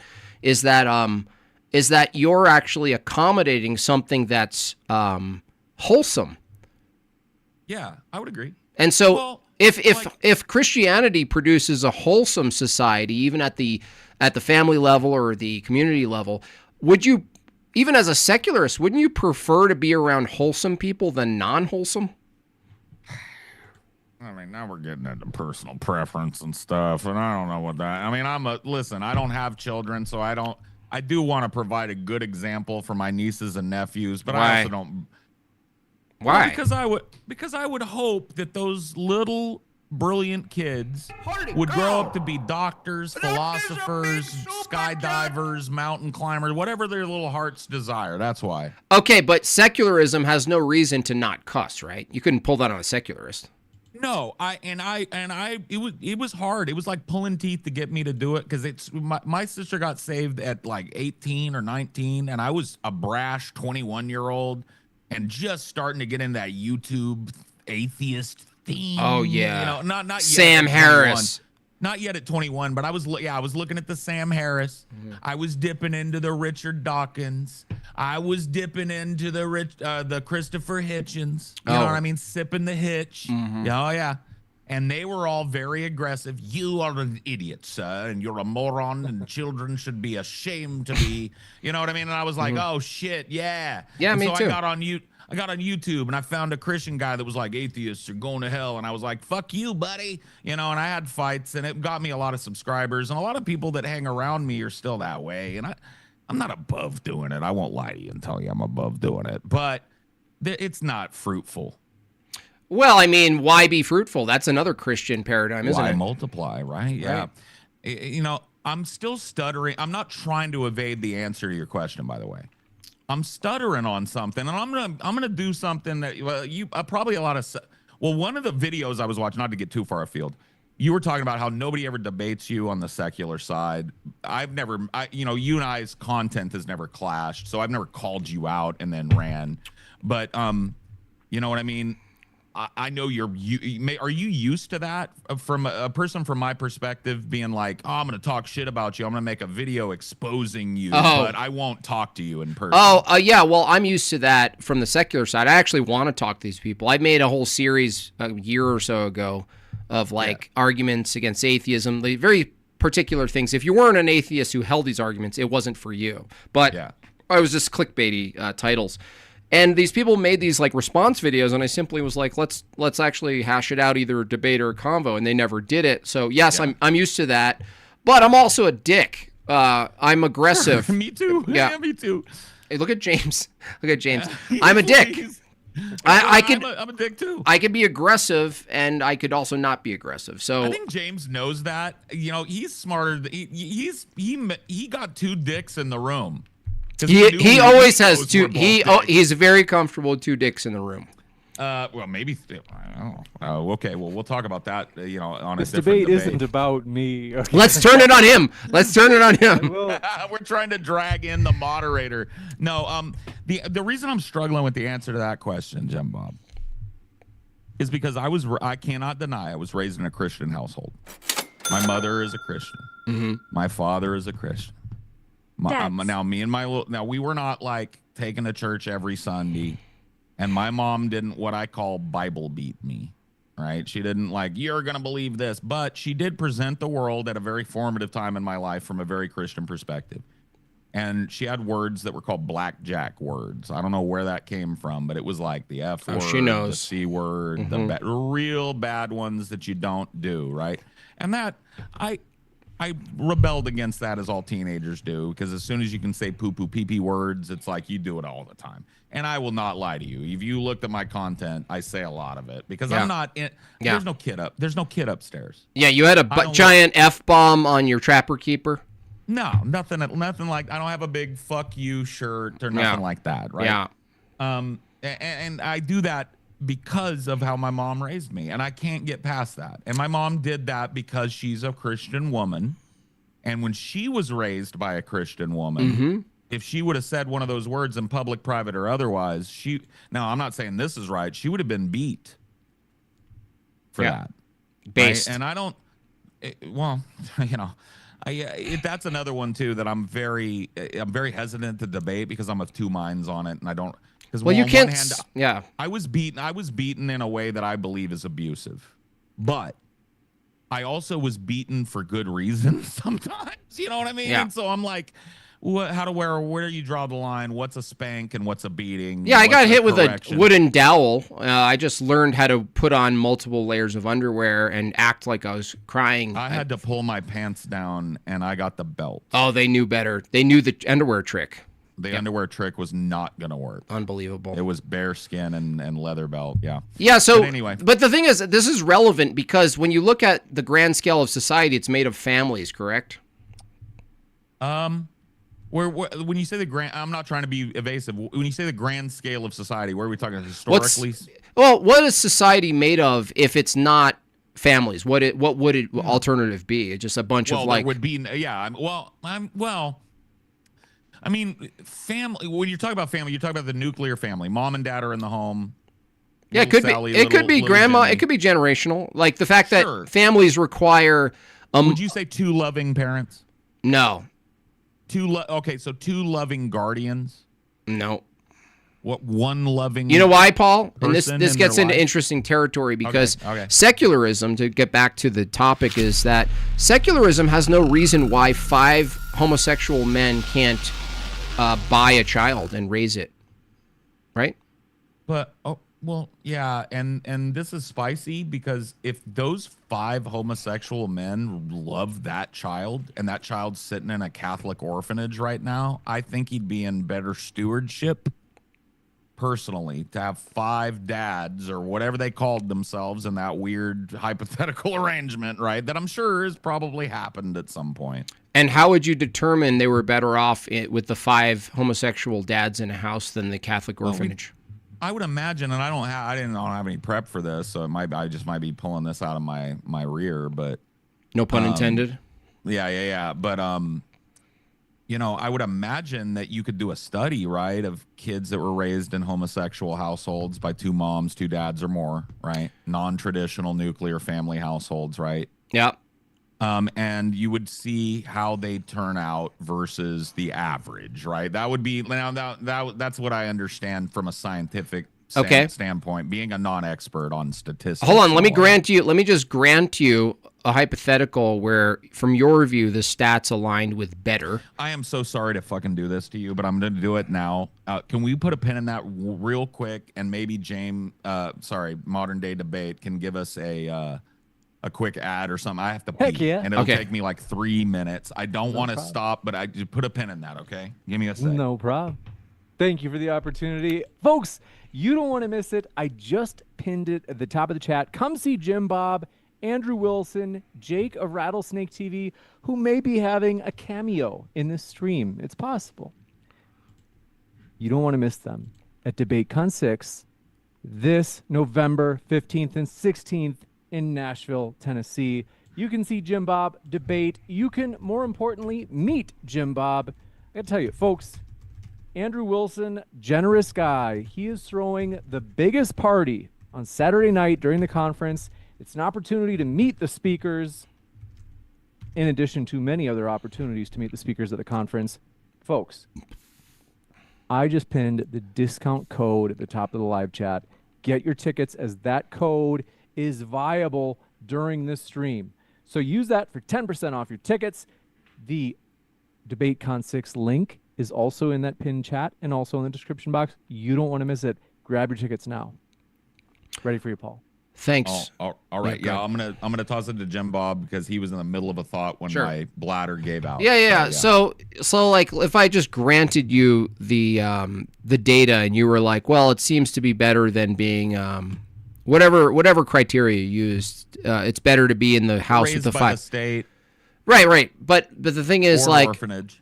like then it goes to other situations, and the question becomes, do people of the same sex who are in what they're calling a relationship, do they have any right to a female? Like, let's say it's 2 dudes.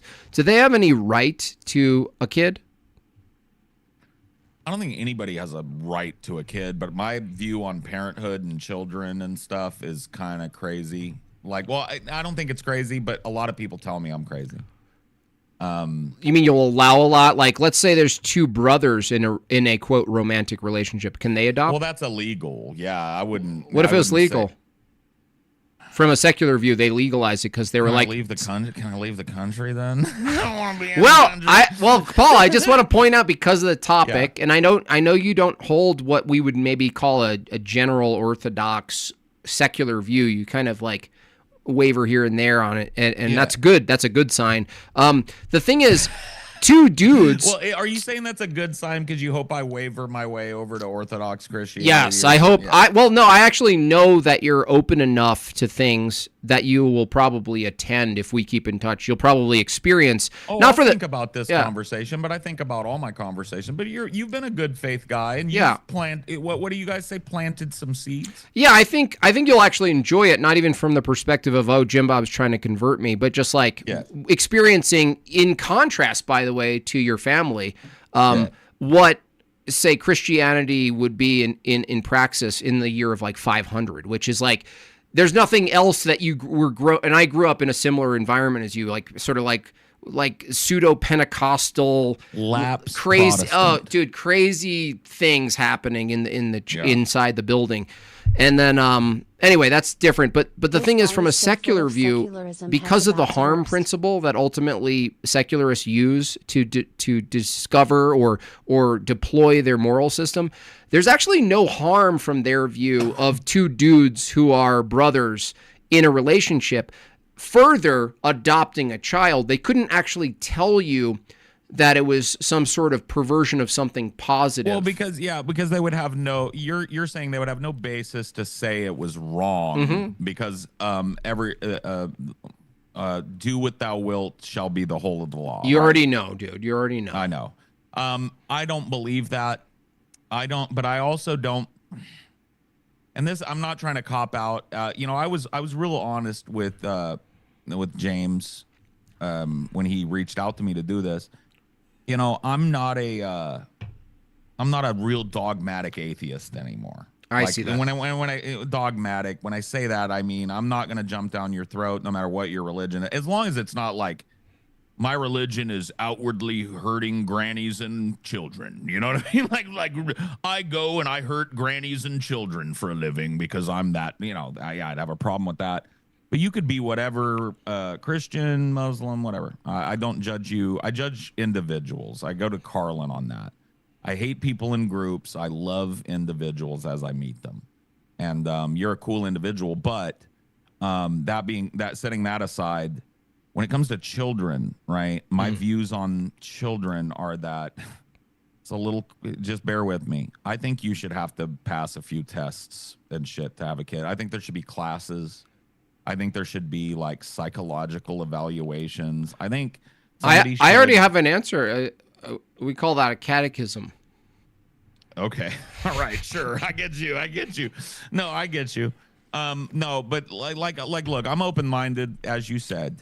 I'm just not convinced that Christianity is the one that we ought adopt because I'm not, my upbringing, even though my mom didn't let me cuss, there was a lot of hypocrisy in my upbringing. She cussed at that time. She doesn't anymore, but she's 70 something. She's almost 70. She cussed like a sailor in front of me. And so did all her blue collar friends that would come and drink in front of me. Right. And so it's like, yeah, but here's the thing. Here's the thing. Without Christianity, you don't have a position of why being a hypocrite is wrong. I mean, you could be a hypocrite and secular, and there's no inconsistency. It's only an inconsistency. It's only an inconsistency. Sorry, let me just. No, it's okay. It's only an inconsistency if you affirm Christianity, and so you pointing out her hypocrisy is actually a Christian act of love. Isn't that interesting? Well, that is the mode by which I came to know hypocrisy, through an undeniable Christian mode. I also believe that if my mother had been a secularist, she could have pointed out hypocrisy in the world to me in a very demonstrable way, or been a hypocrite and then explained it to me. I could see if that being foreseeable and possible in a child's relationships. I don't know that Christianity is the linchpin of that. Well, to say it's wrong to be a hypocrite would require an ought ethical position, right? Well, I mean, it's because you're an authoritarian. You're an ultimate authoritarian over your children if they're still living in your home. Yeah. Like, they're not out there in the world. They don't get, those human rights that I believe everybody have. They have human rights to not be killed, but under your roof, the rights are limited. I know, They don't but got privacy. I know, but yeah, but look. There's two houses, right? None of them are Christian. One is teaching that hypocrisy is good and they should do it, and one's teaching that it's not good to do. You're gonna lean toward the latter, right? Well, yeah, obviously. But Why? I don't think the hypothetical Well, because hypocrisy is a bad character. That's a Christian tenet, though. Other people won't like you if you're a fucking hypocrite. You're more Christian than I was gonna say than you think, but I think you already know it. Well, I do know it because I'm surrounded by it, man. Like I said, I'm the black sheep in my family. Well, you got yoked early. What yoked is you got yoked. You got yoked early. I got yoked early. We didn't have sorry. I tell Christians when I talk to them all the time, like, they'll be like, well, if you got saved, I'm like, I've already been saved. Now that a lot of them say, well, it didn't stick, but I did the whole altar call when I was 12 or 13. I did my thing, We may want to, forgive me if you wanted to wrap up that thought. I didn't mean to jump in. No problem. Go ahead. We may want to jump into the Q&A. We do have questions for you guys. Folks, to keep this a substantive conversation, one is you're going to have a cameo by a certain someone at the end of this debate, which is 27 minutes from now. That's why I'm jumping into the Q&A, because this is an amazing discussion. Cool. I'm going to stick with the sincere super chats or standard questions that are submitted through the chat, as we are looking for sincere questions, folks, not insults. This one first coming in from... Who are they insulting? Wait a minute. Hold on. Wait a minute. Who are they insulting, James? Probably me. Oh, my God. Is it mostly him or is it mostly me? They said, this one from... I haven't kept track. Kevin Blackwell asked, though, Paul, can you give us an exact definition of what a human is and is not? Societies haven't agreed on this throughout history. We need a definition. No, I can't. I'm sorry. I wish I could give you more, but that is the honest answer. No, I do think that society, there are people that would be more equipped to give you that definition. I can tell you what I think a human being is. Right, but it gets all philosophical and psychological from there. It's like, what a human being is when I look at it, it looks like me and it sounds like me and it walks and it talks like me. Now, it could be a skinwalker, it could be a robot, but that's what a human is for me. It's a collection of nerve endings, thoughts, psychology, and meat, walking around. I don't believe you believe that. I'm calling you out. You don't have enough people around you, dude, to call you out on this shit. Well, I do, though. I just got to tell you, I'm surrounded on all sides by Christians. Dude, you don't believe that you're merely a skin sack made of just nerve endings identical to feces. As much as you want to LARP as a Taoist or whatever you do in the morning, fine. I'm not going to take away your morning tea ritual. I'm saying you don't embody that in your communication. You embody that you respect human beings, that you distinguish human beings from other things that are not human beings. Therefore, you don't hold that they're just merely a collection of unrelated matter clumped together doing things with utterances. You're leaving one thing out, and it's very key. Psychology. That's the key for me. I said humans are meat, nerve endings, brain, fingers, and psychology and face to me. That's a human being to me, but I know it's an incomplete and negative definition to a lot of people. Well, the problem with that is psychology would be another expression of pure material mechanics. Okay. Well, I mean, I guess I don't like labels, but you've labeled me a materialist, and I guess I won't argue. No, Paul, I'm actually telling you, you yourself as a person, how you talk, how you operate in the world is inconsistent with materialism. You think you're a materialist. You're actually not. You're not a materialist. You're just pretending you are. It doesn't make sense. Maybe I'm a spicy materialist. You know what I mean? No, you're like a lazy materialist. Like you're like, well, I'll just put on this It's like you're trying on materialism and you know it doesn't fit, but you have to wear something to go in public. And so you're like, well, let me just wear this to the 7-Eleven. I'll just get a burrito and go home. It's like you don't actually live. You don't go. You don't go back to your family. I would never eat a 7-Eleven burrito, sir. Do not besmirch me, okay? Never. You would never have, but I never again will. You would never go to your house, to your family, to your nieces and nephews and espouse if that material. You don't actually participate or experience, like, for instance, your experience with your family and your loved ones, as much as you disagree with them, you don't experience pure material. That's already a contradiction. You don't experience pure materialism. That's regardless of material. That's regardless of what they do. I love them unconditionally. You're right. Okay, so if you don't experience pure materialism, but you're drawing from your own experience that materialism is true, how do you reconcile the two things? Can I say something? Everything is psychology. This is a statement. I know people hate it. It's such a cop out, but go ahead. Well, I know, but everything is psychology. That's why I haven't. It's like, dude, put on a tweed suit. Put on a tweed suit and start crying. We got to go to the next one. Jordan Peterson. Paul, I want to give you a chance to wrap up that thought. Okay. That's you know what? I want to get as many of these super chats in as we can. I'm fine with wrapping it up there. I just think we disagree. I copped out. Everything is psychology. That's it. This one from Over in Square. It says, made by Jim Bob. Please describe the central dogma in molecular biology. The central dogma? The central dogma, and there's two dogmas that would be paired with molecular biology, which would be Quine's two dogmas of empiricism. Go look it up. Go look up those two. Well, I'll have to go look them up too, because man, this he knows what Kant's categorical imperative is. I bet he does. Yeah, I do, but I don't use that view. But I didn't always. I'm just as much of a low tier novice in philosophy as you, Paul. Don't worry. Don't worry. Well, I'm an expert in my own wacky contradictory philosophy, but nothing that's been written, the difference, Paul, is that we would be likable at a bar and those people wouldn't. True. This one from very true. One Over in Square. It says, Jim Bob, do you believe women have the right to vote? No one has the right to vote, including men.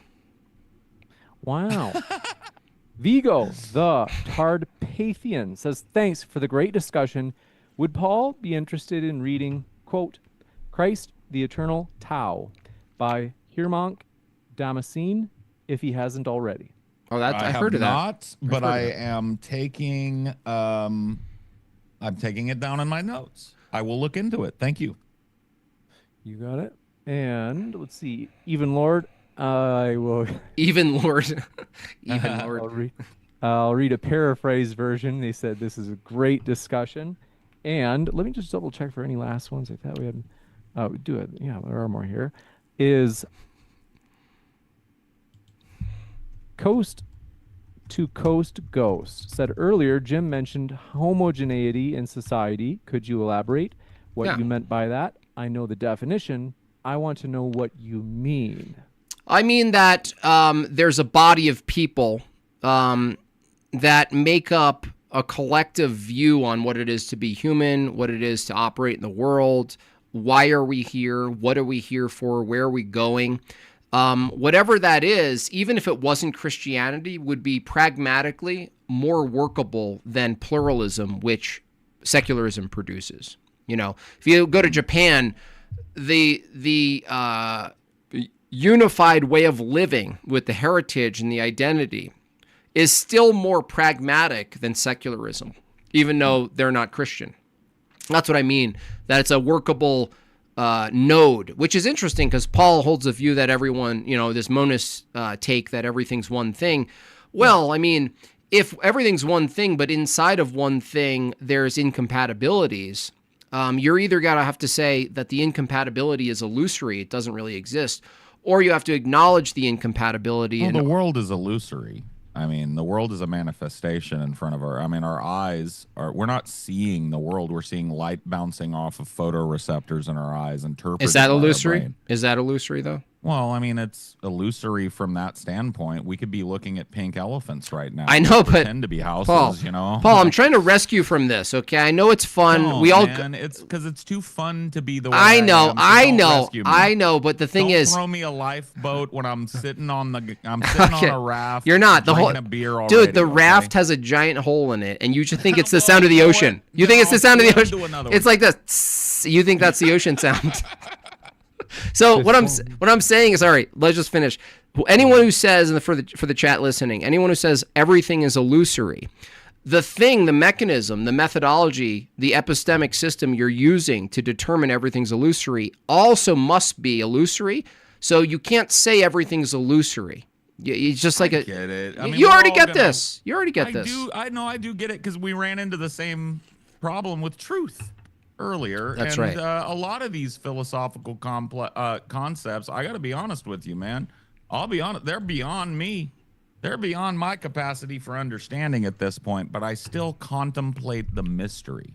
Is that okay? Yes, actually, if you want to participate in the true mysteries, I'm going to get you to your nearest Eastern Orthodox parish for a divine liturgy, Paul. Well, I live near Seattle, so I'm actually I'm the kind of guy that I will make good on this eventually. I'm a bit Thank of a you. hermit. No, that's But good. if you will find me my closest Eastern Orthodox Okay, church. deal. I'll text you on X. I'm following you.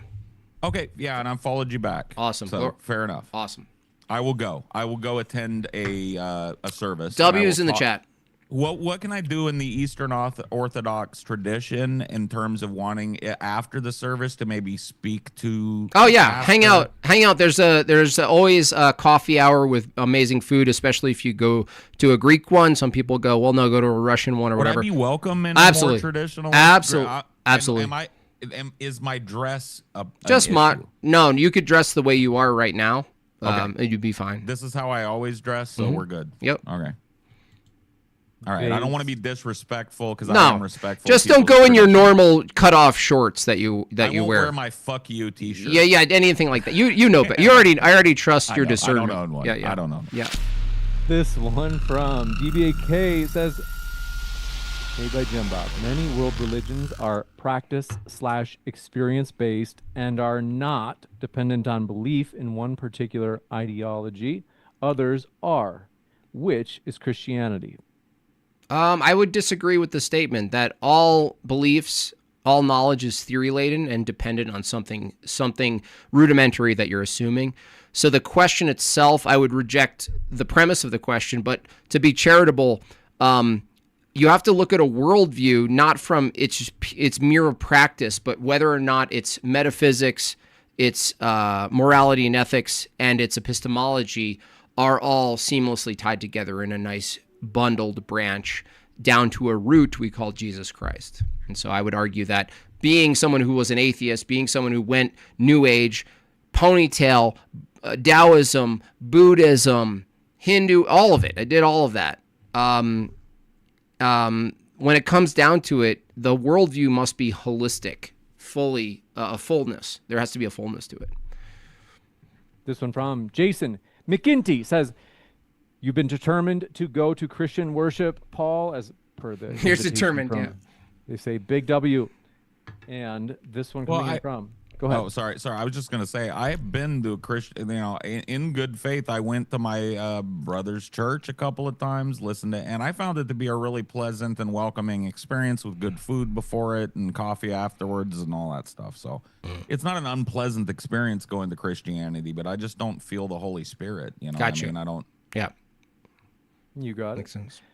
This one from DBK as well says, made by Jim Bob, some world religions are pluralists, others are exclusives. You might have to explain just for some people that might not know those words. With which kind is Christianity? Pluralism is traditional to the entire Tana Dharma complex and the Taoist complex, yet Yep. that's all. Oh, no, that's a good point.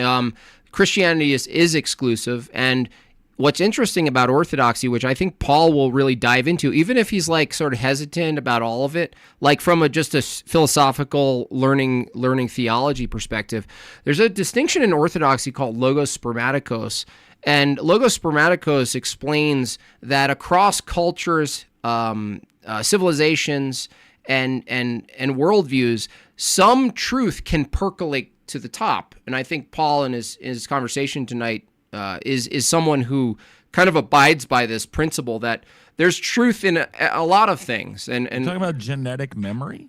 Well, no, not genetic memory. Like there are true propositions or true accounts of reality, how we experience things, that could percolate in different places across time in different theologies and cultures, right? It doesn't follow that because something percolates in a particular statement or account that the wholeness of the faith of that theology is true or that worldview. But it does mean that if it's true, that truth can percolate in different places at different times across eras, civilizations. It necessitates that something must be ultimately true to even look at that thing and say it was true. So it necessitates one other thing, right? So that's what's beautiful when they talk about pluralism. You can reject pluralism and also accept that there are particular stances and views on things that could still be true in other things. They're just not getting the wholeness. And that's why orthodoxy is so beautiful, because we admit that other faiths and practices might have little bits of truth, but we're arguing for the wholeness of the truth, which I think Paul and other people listening, if you're about truth, you want to get the wholeness of it. You want to get the fullness of the truth. Sure. I did the best that I can, right? As a limited human being. Sure. Yeah. You got it. Are there any other topics? Actually, got a small gap in questions. Any topics that you guys wanted to hit but didn't get to? Well, I mean, this went a different way than I thought it was going to go. Maybe it's the same thing for Jim Bob, but I don't know. The topic of who would be better at ruling the world. Let's just blow it up to the world, Yeah. right? Yeah. That's what I promised my people. Me. Yeah. Me or you? Me or you? Yeah. I'm talking philosophically, but we could boil it down to me or you. Yeah, we could do that too. But I'm just saying, like, secular humanism or Christianity, we're going to the genie. We're putting one in charge today. Mm-hmm. Let's just make our best hypothetical argument. Sure. For our side. Yeah, no, you already agree with me for the most part, and every element and category we covered is that, yes, you're a secularist, yes, you see the value in these things, and ultimately you're probably going to lean toward a structured system of society, which if the world was an extension of societies, plural, then it would be better to have a structured society that had embedded in it an assumption of human value. Christianity has, secularism doesn't. Teleology, Christianity has, secularism doesn't. Account for duties and obligations in society. Do you have a duty to reproduce, have families, build the future generations of society? Christianity has that. Secularism doesn't. Now, even if you wanted to be a secularist in this world, I've gotten a lot of secularists who admit that even though they're going to maintain their secular view on the beliefs of Christianity, they're partial and want to be a part of a structured society that is mostly Christians. Okay. I would say that, like, a secularist society would be better because in a secularist society, if God appeared and said, hello, I'm not trying to be sacrilegious to you. I understand that's a thing. At least put an echo on it. I could try. Yeah. Hello. This is you. All of you are wrong.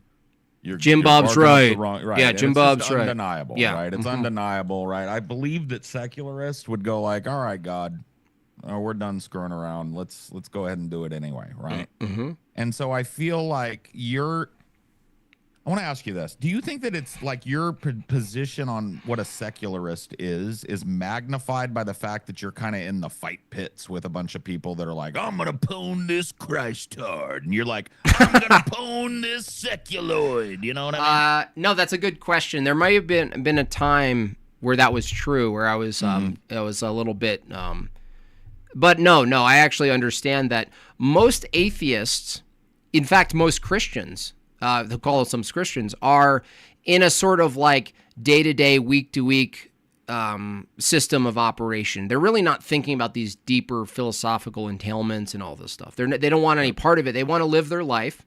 And the secularists generally aren't trying to convert the Christians, and the Christians actually generally, which I don't think is a good thing, are generally not trying to convert anyone else. And so I'm well aware, Paul, that the reality of the situation, this applies to politics and anything going on across our screens at massive volume, massive speeds, right? Yeah. Most people are just trying to figure out, like, can they get to the bank and to the softball game in time. Sure. You know, like Yeah. that's their reality. Yeah. Especially parents. One of the superpowers I have is I call it no kids. You know what I mean? So there is no softball game unless, you know, I live far from my nieces and nephews too by circumstance. And so I don't have to do that all that often. And that's a nice thing because it means my wife and I can sit on our porch and drink coffee together and stuff. Oh, nice.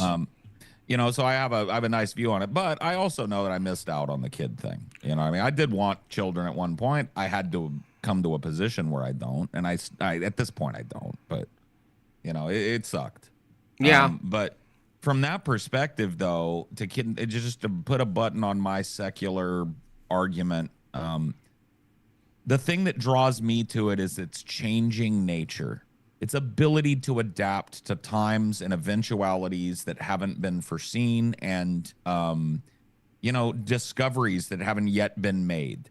I believe wholeheartedly that if a discovery was made that aliens are real tomorrow, that there would be a whole, like probably a plurality of Christians, if not a majority, would just be like, nah, man, those ain't aliens. This is bullshit. Because it would really be hard to make aliens compatible with a world that's 6,000 years old and a universe where this is the center and this is the center of God's intent. Right? Wait. So your argument that secularism is better is based on a hypothetical where aliens are real?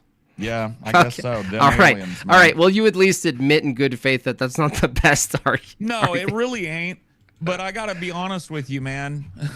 You know, we're talking about some crazy shit here. We're talking about, you know, a total world takeover of Christianity or secularism. So I think it has to get a little crazy, at least on my end. Okay, right? Because Paul, until the aliens come, is it best to keep society at the local to the extreme national to the extreme global in the hands of people who at least put structure forward and call people into action, right? Because without action, like if you're a secularist, you could just say, I don't have an obligation to anything. I don't need to do anything. I've got no fight. Like you could just be in just like a drone. And that's not participatory. And what I know of you, Paul, is that you participate in the world and it's not consistent. I'm going to just keep pressing you on this. Is that please your being, your energy, your participation, your willingness is inconsistent with your worldview?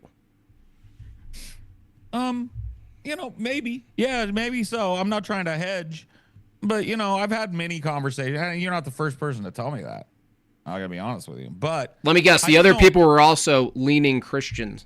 Not all, but most. Okay, not all, but most. Let's be real.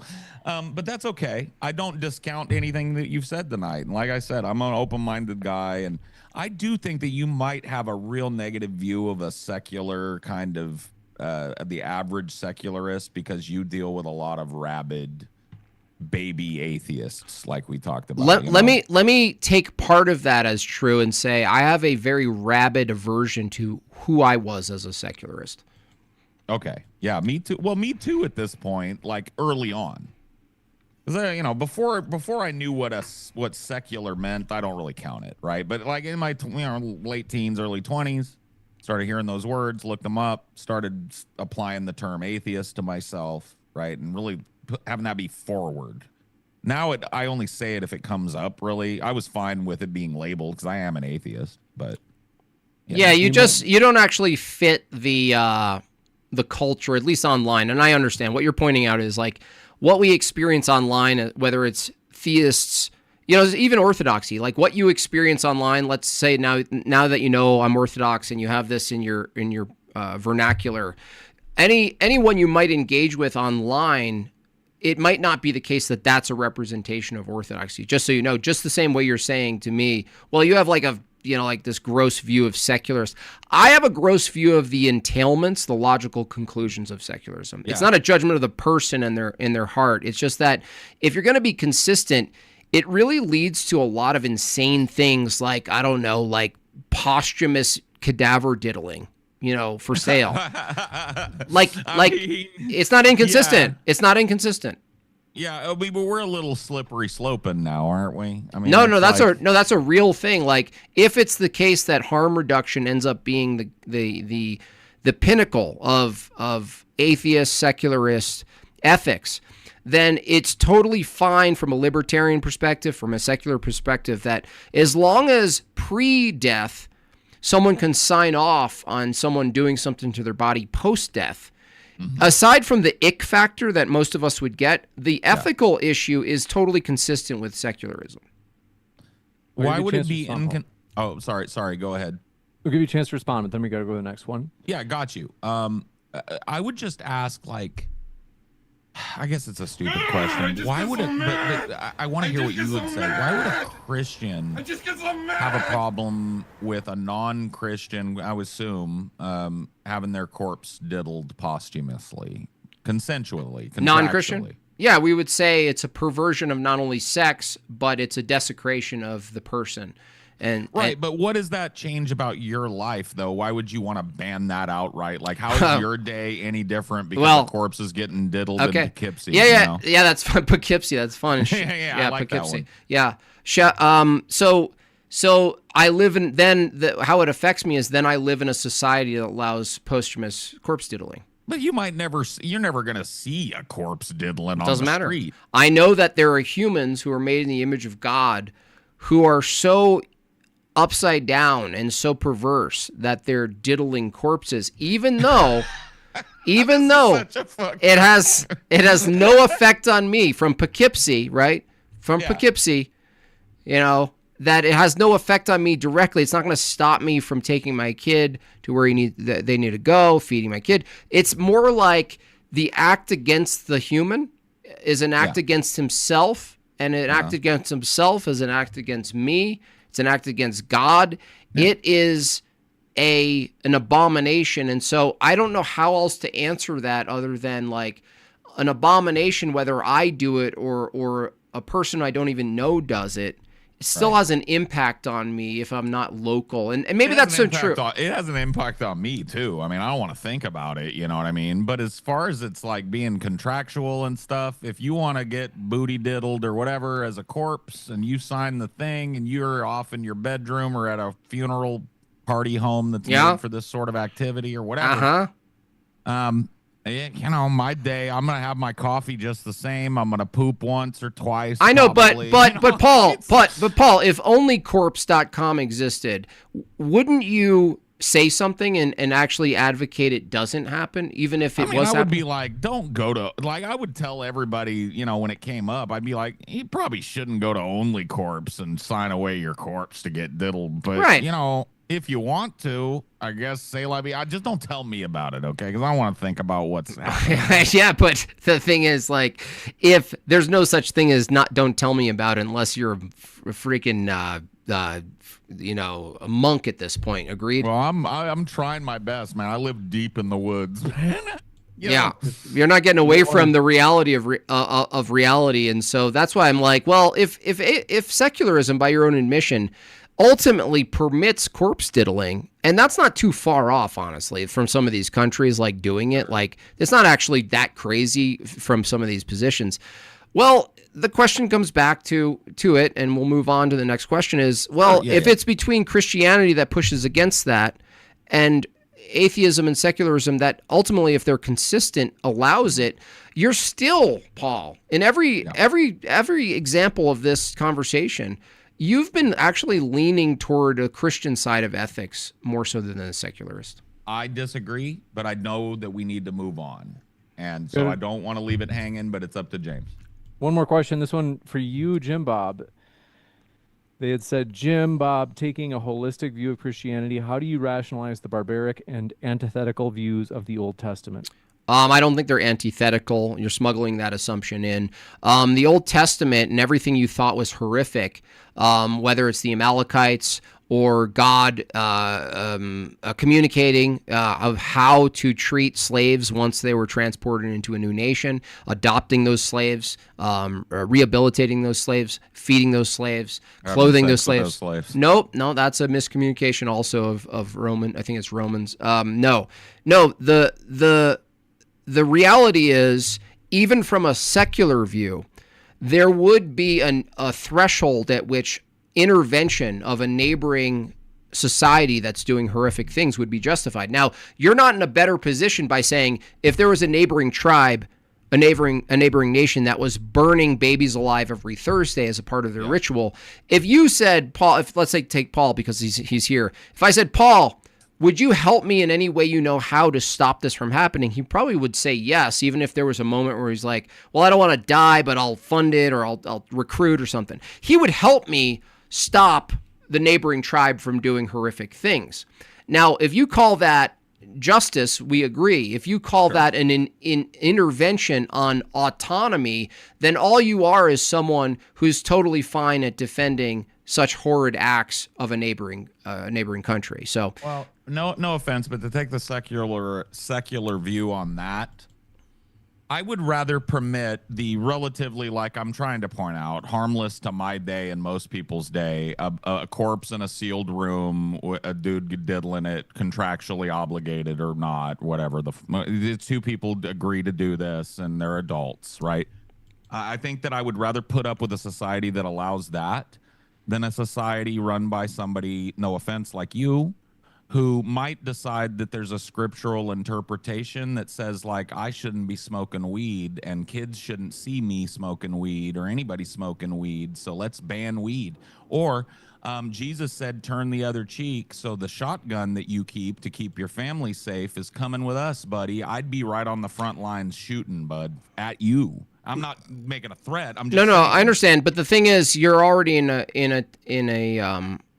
problem here because, like, if you say, well, I'm afraid of Jim Bob ordering society based on Christian ethics, even if it meant you couldn't smoke weed in public or something, right? Well, private. Private, we wouldn't actually have a way to pursue it. Well, but you would want to stop the guy in private from diddling a corpse.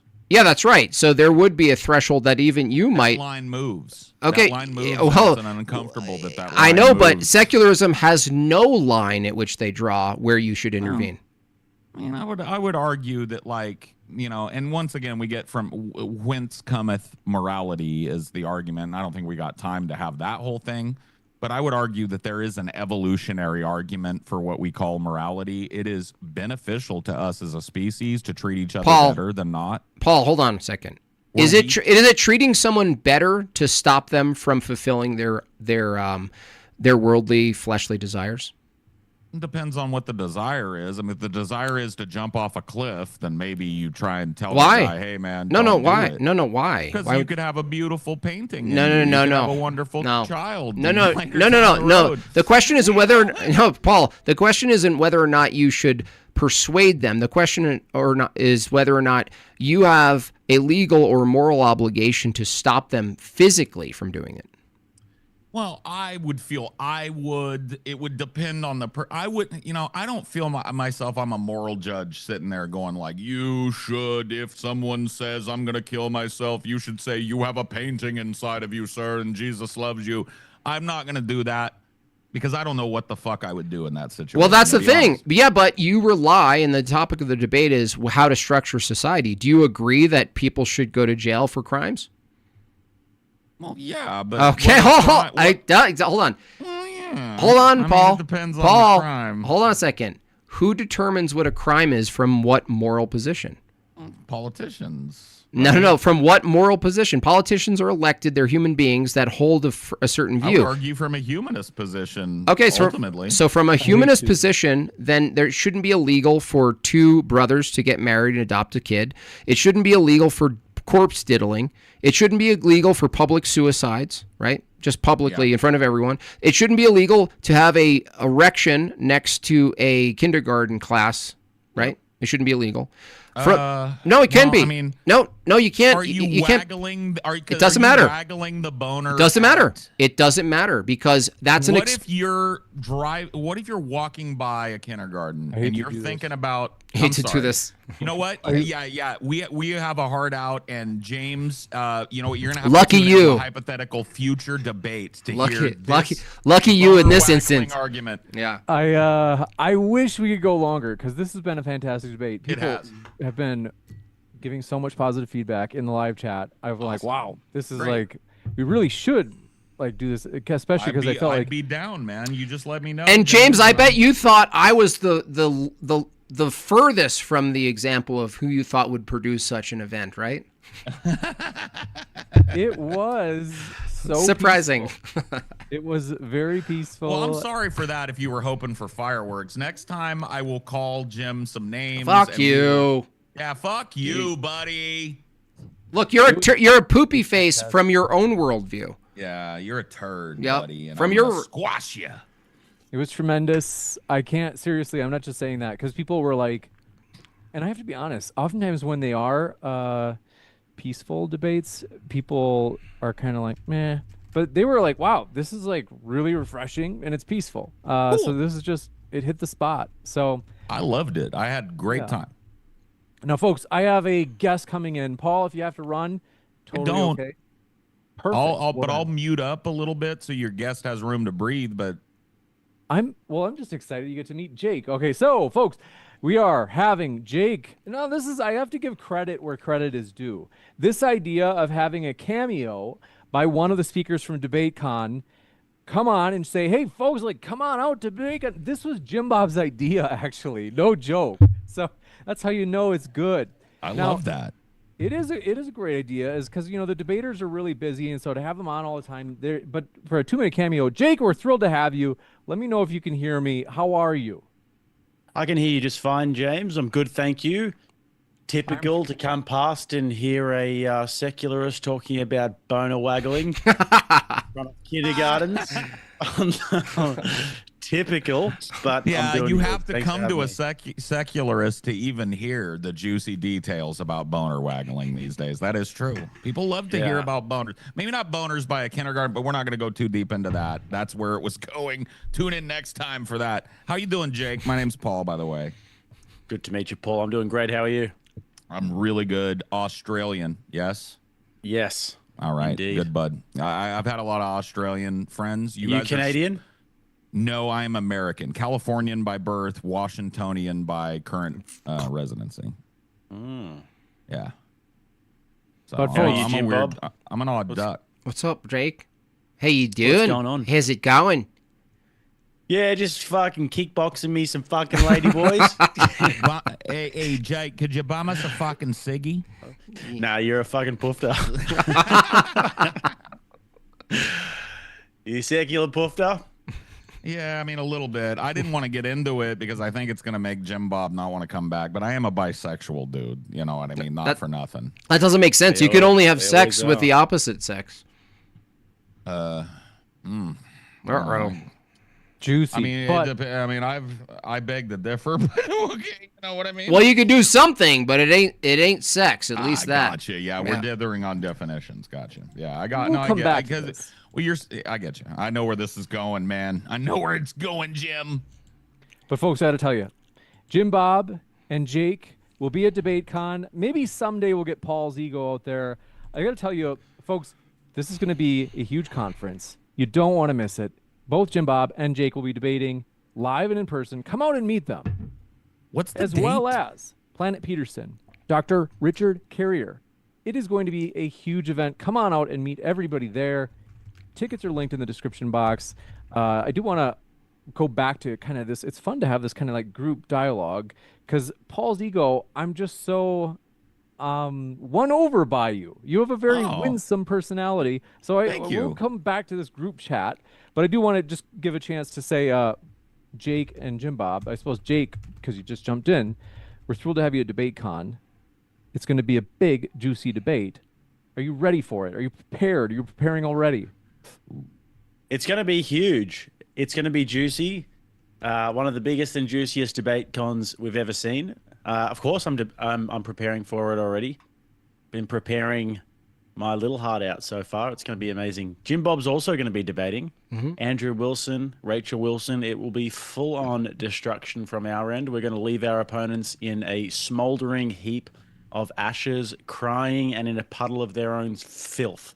So I can't wait for it. Nice. You know what? What is the date of DebateCon this year? November 15th and 16th. Man, it's so close. It'd be so hard. I'm way out west. You know what? Next year, hook or crook, I'm gonna come to DebateCon. And if That'd be rad. I can finagle, that's a cool word, finagle away, I might do a run-in at DebateCon and clothesline Jim Bob from the top rope. You know what I'm talking about? It's Paul's ego. That's Yeah, what I'm you'll be running in a fucking trench coat. Bro, you can't get on the top rope. You're so right. You're so correct. God damn you. I'm sorry. That was bad. I'll take that back. It's going to be, don't worry, we're not easily offended. We do appreciate Made by Jim Bob. You'll also be debating Planet Peterson. It's going to be a juicy debate. Hope you're excited for it. In particular, can you remind me, Major, because I know this topic was a unique one. Yeah. Naturalism. Oh, naturalism. Yeah. What accounts for reality better, naturalism or theism? The topic you would probably think would happen at 9 a.m. on a Sunday after a party. So you have to do the Sunday shift, Jim Bob. That's right. Well, can I ask you a brutal. question? I'm on Saturday. Can I ask an be impertinent fresh. question on that, like a clarifying question? And this is one that I love to ask. ¿Por qué no dos? Why don't we just have both? Yeah. What? You get it? I Like, think- why not? Why, Both what? Why, like, I get you're making an argument for one over the other, but ¿por qué no dos? Why not both? Both what? On both sides of that. Theism and Theism and- whatever- because whatever naturalism the has side was. Naturalism, Naturalism has philosophical entailments because, like we discussed in our conversation here, is that if naturalism is true, then a mechanistic universe that's purely cause and effect doesn't allow for knowledge. And if you can't allow for knowledge because everything's a mechanism that's caused by a previous mechanism, then even coming to the conclusion that naturalism can explain things better would also be a determined effect you couldn't know was true. You'd just be in this endless loop of dominoes falling. Yeah. I mean, I can see that perspective, but have you considered nuh-uh?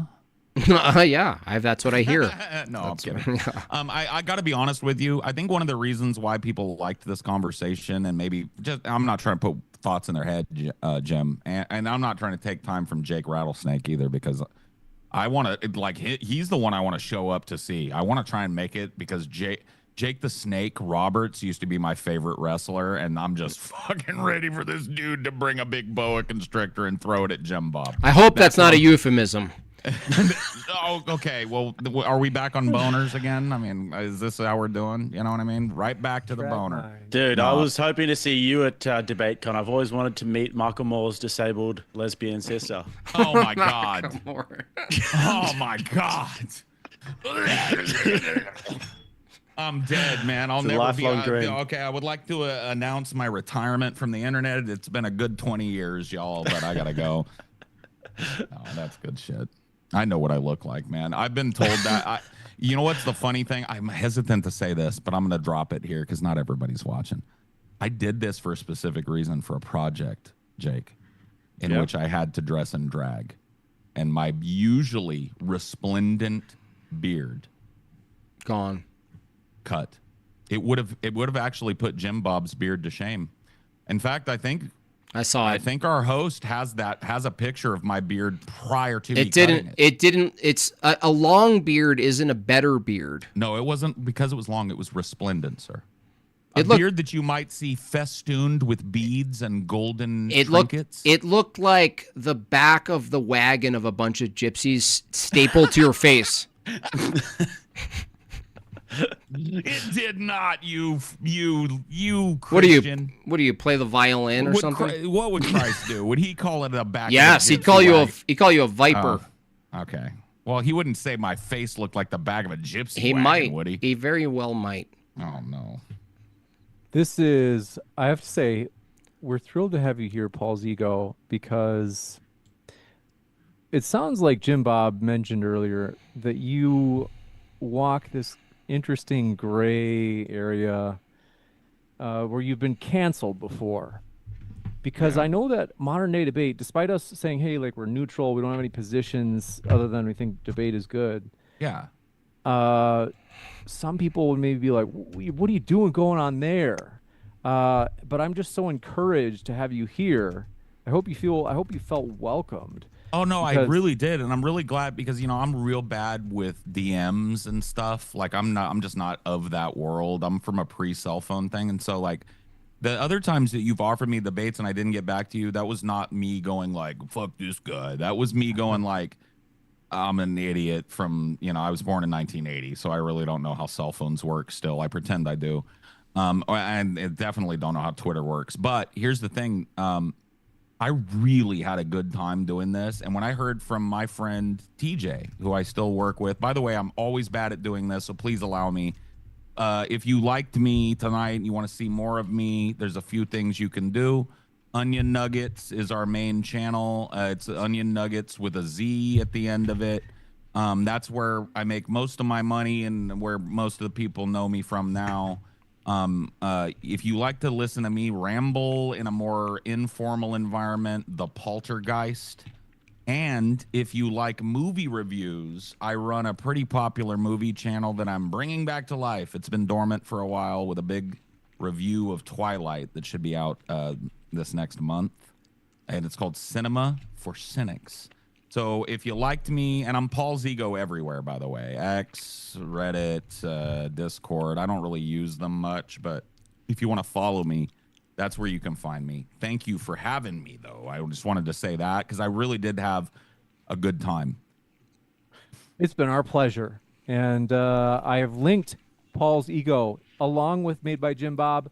I'm going to throw Jake in there and as well. Folks, check out our guest links. The guests are the lifeblood of the channel. And they're what make this channel fun and a good time. And so do check out our guests. Even if you disagree, there's a lot of value hearing it straight from them rather than hearing what someone says that they say. You hear their arguments right from them. So do check out our guests.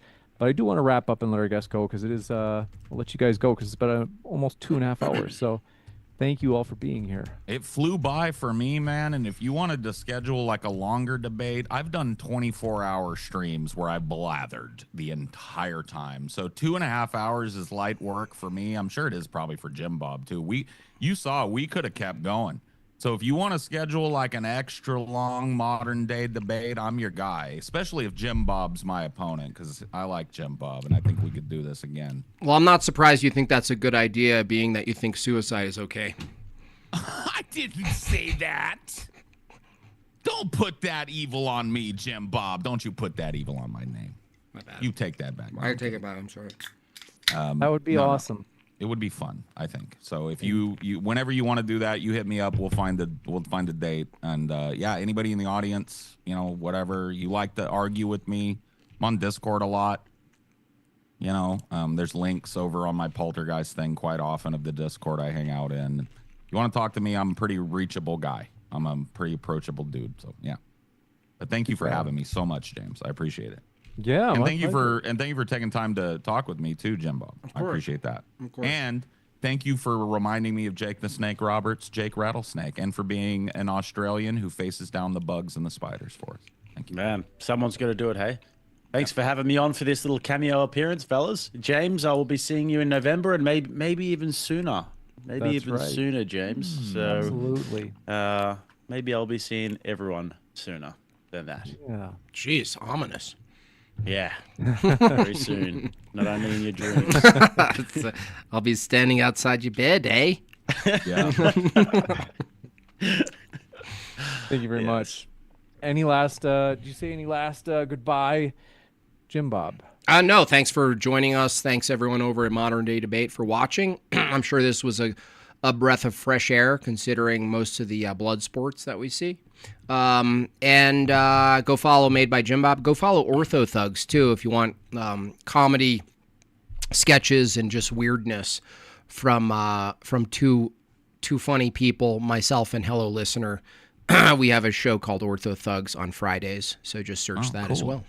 Yeah. You got it. I'm going to link that in the description as well, Ortho Thugs. And I want to say, folks, thanks for watching. Keep sifting out the reasonable from the unreasonable. We'll see you at the next one. All right, we're backstage. Thanks, guys. It's been Oh yeah, thank you guys. I had a real fun time. It was nice meeting you all. Thank you. Just hit me up, James, and I hope it's okay. I use your first name. Yeah, definitely. Okay, I just didn't. I hesitated for a second. I was like, shit. Yeah, You know, Peace, I know homies. sometimes. Much love. Take care. See you, Jake. See you, man. Bye. See ya. Hey, thanks a lot. See you guys.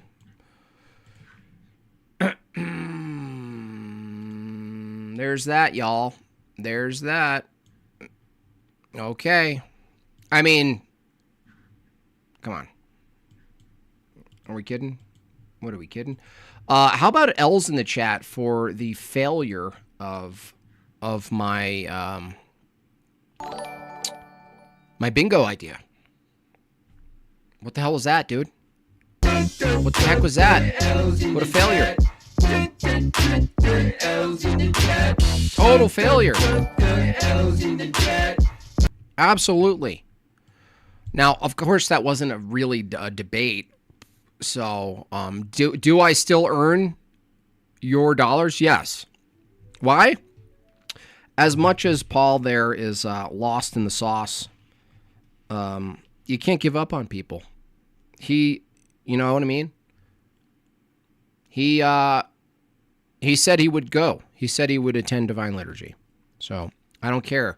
I don't care if what's better for, when it comes down to it, if the debate is what's better for society, Christianity, or secularism, no matter how the debate goes, if the person I'm arguing with will attend Divine Liturgy, I won a different game than the debate, so who cares?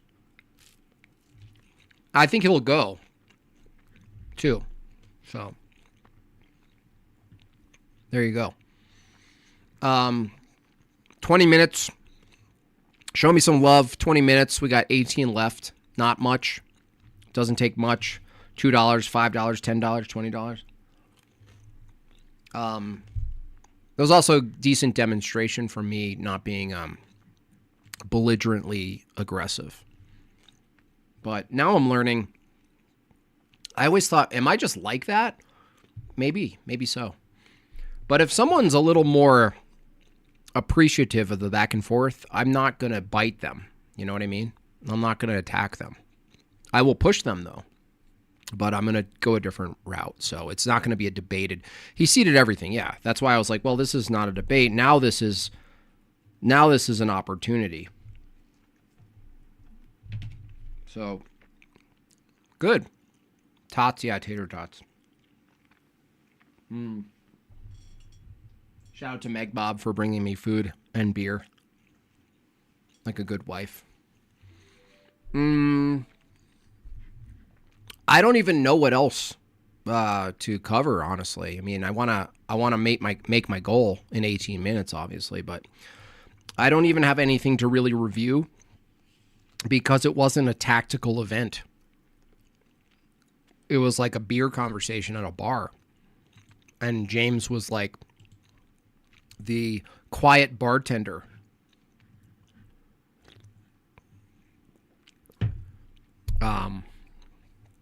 Honestly, he didn't even really represent secularism. You know what I mean? So I consider that a good thing. Good. He's halfway out the door. And the fact that he derives so much value from even his heterodox, probably evangelical family system,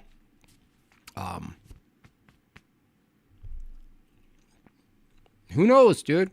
Who knows? Who knows? I don't know. Good debate. Thank you, Alex. Fiver. Brady Harvey, another fiver. Just got off work. Enter Jortlandia. Pay your taxes, everyone. Yeah. Get me up to 50, y'all. I earned it tonight.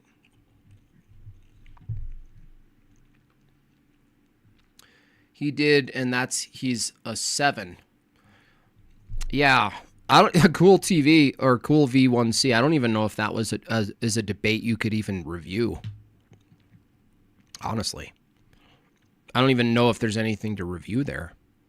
Why is slavery wrong from an EO perspective? It's not ultimately wrong, Rodian.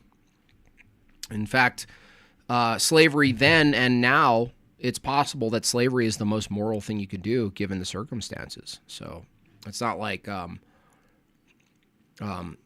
slavery, like the way it's talked about, is very much a presentist view. You have to really consider the lifelong of humanity. You have to look at humanity as a child itself, that like humanity is birthed in creation, falls, and is constantly attended to and elevated. And so that's what's crazy, is like people think slavery is so horrific, and the Christian looks at the wholeness of humanity and we go, that's not even on the board. Honestly, that's barely on the board. Now, keep in mind that there are specifically Orthodox who wrote explicitly and exhaustively Saint Gregory of Nyssa, way before the Enlightenment, way before secularism was like, this is wrong. There was something that was looked at in development. And if you look at humanity as a development, the moral code, morality, is not a set of legalistic descriptions. Only from that view you could critique it and say, oh, it changed, it's bad. Well, no, morality is grounded in God's very being. God delivering prescriptives across the ages for different circumstances doesn't change the basis for morality. The same way, a father, for those of you in the chat, shout out to my fathers, a father knows that what he teaches his children at age 1, 2, 3, and 4 will be different than what he teaches at 18, 19, 20, and so forth. So, I mean, the slavery thing isn't really a gotcha. In fact, like even today, you could get secularists and Christians to argue slavery could be the best thing, as if the alternative is to the sword or to the woods. What do you do with women and children, right? Do you really think that women and children who are a product or a byproduct of war, who are essentially in the midst of it, who can't do anything, do you really think that if they were slaves of one nation, that you ought not, even potentially against their will, take them and assimilate them with force into a new nation, adopt them into a new nation? What's the alternative? Send them off into the wilderness and pretend that there's OnlyFans in tree houses? Is that the alternative? Well, no, just let them be free. It's Lollapalooza. No, it's not. Letting them free is like letting them to the wolves. Thanks, TB, for $10. We have 10 more to go in 13 minutes. Let's make it happen. He says, that was actually really great, JB. It does show that you give energy that you get. He seems like a cool guy. I knew that from when I watched his stuff. I knew he was sort of like, free, degenerate, kind of just does what he wants, all that. But there's something about that guy that is accessible. Sticking to Pillsbury Tao boy. Yeah, hopefully he abandons Taoism. That was insane. Appreciated the discussion. Very fair. Thank you. Craig says $5. Gets us up to 40. I have almost 2 bingos. Cult, we now know. Slavery. Oh, I didn't. That's correct. I'm glad someone caught it, because I didn't actually catch a lot of them. Let me go with Craig here. Okay, Craig. Oh, I closed the window. My bad. Forget it. Anyway, that was kind of a good idea, but it ultimately failed because he wasn't your ordinary NPC secular atheist. So good for him. I'm glad he wasn't, actually. Thank you, first person. Great, he says. Thank you so much. He didn't have that nihilism like others do. Yeah. Well, he knew he was totally willing every time I caught him off guard, or not even off guard, like just caught him on a contradiction. He was like, yeah, I guess. Yeah. You know, great job. Oh, thank you, first person, for delivering that in sequences. Come on, smash the goal, y'all. Yeah, for serious. For serious, guys. There's Vagine coming in. I would say hot, but she's not hot. I wish you would talk to me like how you just talked to Paul Jim Bob. I enjoyed the debate/discussion. Are you speaking from Vagine's perspective or what? Really? I mean, I could talk to more people that way. You know, I can change my tone. You know, I can change my tone. I can do it. I can meet people where they are. I'm totally capable of it. In fact, if anyone who knows me in person, like, I'm just like this, you know, fun, whimsical guy who like wants an excuse to drink something I like let's taste a scotch that we can't afford. You know, I'm like that kind of guy. You'll see if you show up in Nashville. You know what I mean? You'll see. Vagine might be comparable to poop. That was interesting, huh? Where he actually said, well, from my view, which is secularism paired with Taoism, everyone is dust. I'm like, is everyone poop? Yeah, everyone's poop. Vagine loved the poop talk. Yeah, I bet she did. I bet she did. I bet she bought like 3 domain names. You know what I mean? I bet you she did. Vagine. What a freak show. Thank you so much. 3 to go. Rolling $5. Can I buy a ticket at DebateCon? You can, actually. I think you might be able to actually go there and walk in and buy a ticket. You should email James, though.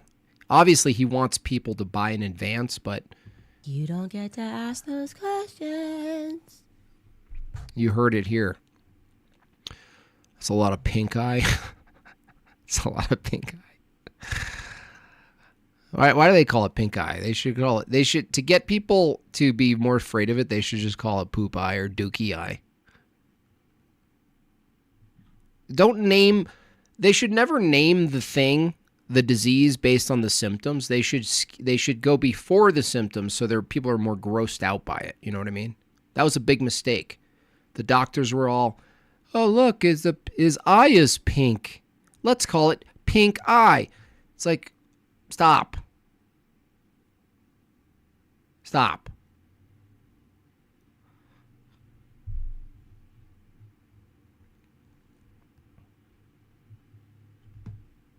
Don't call it that. Call it pupil. Pupil. Snake eyes. You know, I was excited about that whole thing, snake eyes. I was like, maybe I can be a truther again. Megan and I dive in. A couple things were like, okay. It's always a letdown when people run with, oh, it says September 10th on the billboard. No, it said September 19th. It was blurry because it was raining, so it wasn't a 10. Why do you guys have to lie? Stop it. And then it was a little weird, you know. Charlie Kirkland gets shot in the neck. Okay, that's interesting. But then again, it's made before Charlie Kirk's born. So it's like, really? Do you really think that the people who control everything, all the Jews and everybody, they're literally like planning out the worldly events based on shitty, you know, Nick Cage movies? Come on. It's more so the case that they're bored and they post-diction go, I like that movie. I always liked that his name is Charlie Kirkland and the person I want to kill is also named that. Let's make it a thing. It's like, what? Bob chats go toward the SC goal. What's the SC goal? South Carolina? You mean Nashville? Well, I did meet that goal. No, it goes to the goal of just me existing as a YouTube maker. because I don't have beard cream to sell. And, honestly, if someone comes along and they're like, if Alex Jones calls me up, he's like, you want to sell methylene blue? Maybe there's a way that could work.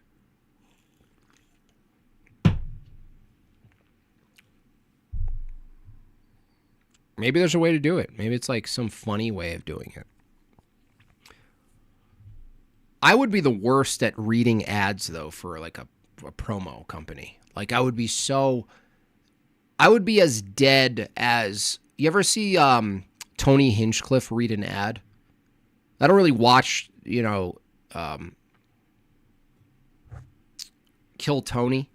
I watch another show called Heal Tony over at Hello Listener. Just watching Tony habitually heal himself daily. But when he reads the ads, it's like so over the top not. It's like excessive not interested. Yes, 2 more, y'all. 2 more. 6 minutes. No problem. Let's do it. So I can piss. Yeah. Other than that, I don't have much to say. There's not much to go over. There's not much missteps to go over for me. It's just like kind of a nice guy. Probably a good change for James there because he's, James is a little soft with this stuff. Methylene blue makes frogs straight again. That's actually a funny cartoon, like a frog that's all has long eyelashes and he has like little gay hands, little floppy wrist hands, and he's all like croak. And then Alex Jones comes out of the water and sort of peeks his head up above the lily pads, but he still has the Hitler mustache. He's like, you ever try methylene blue? And the frog just, sticks out its long tongue and rips it from the hand of Alex Jones. But his hand is webbed, and that's an Easter egg. Is a webbed hand. And then he gets all masculine. But then, like, you think he's not gay anymore, but he turns into Andrew Tate. And it turns out that methylene blue, at the surface, you thought it turns you back to straight. But in fact, it actually makes you more gay. And at the end, Alex Jones, in his failure, right, just slowly submerges under the water. Meg Bob, are you going to DebateCom? She is, yep. $5 from Eek Barbadurkle. Nice. That's a product I could sell. One shot, $5. You could make OrthoThug skits with the ads. Yeah, we're going to be making a lot of stuff this season. You know what I mean? I'm super chatting, so you can read my other super chat. Love the debate. Yeah, let me look. I probably missed a bunch during the debate, so let me do the right thing and bring up the let's go all the way back. Where are we? I'm gonna read every single one, okay? Just for you guys. Let's see, an hour. Okay, 6 hours, 2 hours. Nub that like for Jimmy B. Contemporary Compendium, $5. Thank you. A subscription from Buddy Dale. Thank you. A $2 super chat from Project VOD Pod. Amazing opening, Jim Bob. Thank you. I stuttered a little bit, but I appreciate that. Sauce H2O becomes a subscriber. $2 from Myrmidon. Thank you. Says nothing. Subscription from Lucid Locomotive. Thank you for your sub. $5 from Taylor Ayers. Says nothing. $10 from Micro Phoenix. He says W. Thank you. $50 big dollars. Holy cow! That is a big super from Teguch. Thank you so much, Teguch. Always a very generous donor in all the places I see him donate. Let's go chat. Show some love. Not one step back. Thank you so much. Another generous super chat from $20 from Schweiss. Thank you so much, Schweiss. I really appreciate that. $5 super chat from Metal Stalvos. Teguch is right. Show some love. I agree. Thank you. Legend of Scorpio. Welcome. Thanks for the sub. Schweitz, another $5, says nothing. The former X, massive $100 super chat. Thank you, former X, if you're still here. I really appreciate you. He says, Jim Bob, coming for blood in these debates keeps getting set up with people not ready for blood sport. I know. It's like they set me up. I get pumped. I drink some beers. I punch a wall. I kick a dog. I show up and they're like, yeah, I mean, you're kind of right. $50, another big super chat from Taguch. Jim, a big super chat. That's what he said. He said, Jim Bob, want to get to blood, but is having fun against the stoner little bagel hat. Off to you. Now one step back. Come on, chat. Where's the grift at? I know. I'm just bad at it. $2, Suzanne. Thank you. This oddly enjoyable. Not that it's not a debate. Yeah. Another $20 from Schweitz. Thank you so much. While this appears to be a conversation, I appreciate JB trying to steer the conversation back to the debate. Thank you. 34X Jortlandia. 34 weeks. Jortlandia work visa. Mud. Thank you so much, Mud. Mud says, I celebrate 34 months of membership. This guy is so full of secularism, he's about to burst. Joshua Asunza makes me want sushi. $10. Ask him to accept Jesus Christ in his heart and Lord and Savior. Just get him to say it. I thought about that, Josh. I just wanted to get him into a divine liturgy. Thank you for that membership. Taguch celebrates 4 months. He says, let's hit the goal. Mike Deppies subscribed. Watery dirtbags still have the electrical light orchestra playing in vitro imago Dei. That's funny. $5. Thank you. Super chat, $5 from Christopher Scott says nothing. $10 from One Shot. I like Paul because he's not a jerk and he's just a dude trying to figure things out. It's cool to see JB just sit him down and talk. Yeah, I agree. Big W, massive super chat from Schweitz. Whoops, wrong. That was wrong. Holy cow! Sorry, I'm sorry, Schweitz. I played the sad music. I'm retarded. What would you say if I told you I was mentally retarded? Yes, I know. That was huge super chat. Thank you so much. W for Jim Bob says $10 from Vigo. Thank you, Vigo. Glory to God, indeed. $10. Draco says W. Micro Phoenix for $10 says W. 5 gifted memberships from Beyond Seraphim. Thank you for the gifted memberships and welcome new members. Pay your Jort tax, guys. Jimmy deserves it after this. I do deserve it. $5 from Cole. Another 10 with a W. Thank you so much for that 10. Where am I? Hold on. $5 from Dano. Complete ortho thug W. I agree. Rodion says $5. How is slavery wrong? I approach that. Slavery wouldn't be ultimately. $10, alter void. Wait, why is he assuming that the dead body has to be hidden? If it's okay, why stay hidden? I thought of that, but I didn't want to push alter void. I think he got the idea. $5 from Jason says, good debate. Paul seems like a good guy. I think he's going to make it. Yeah. Hello, listener. Shout out to Tony for $10. Ghoulish shivers down my spine.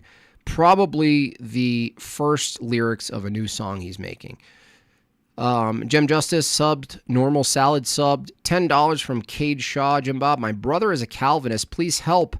I haven't been to liturgy, but plan on going. What do I do? Go to liturgy and invite him. I mean, I have, by the way, shout out to CJ and his wife.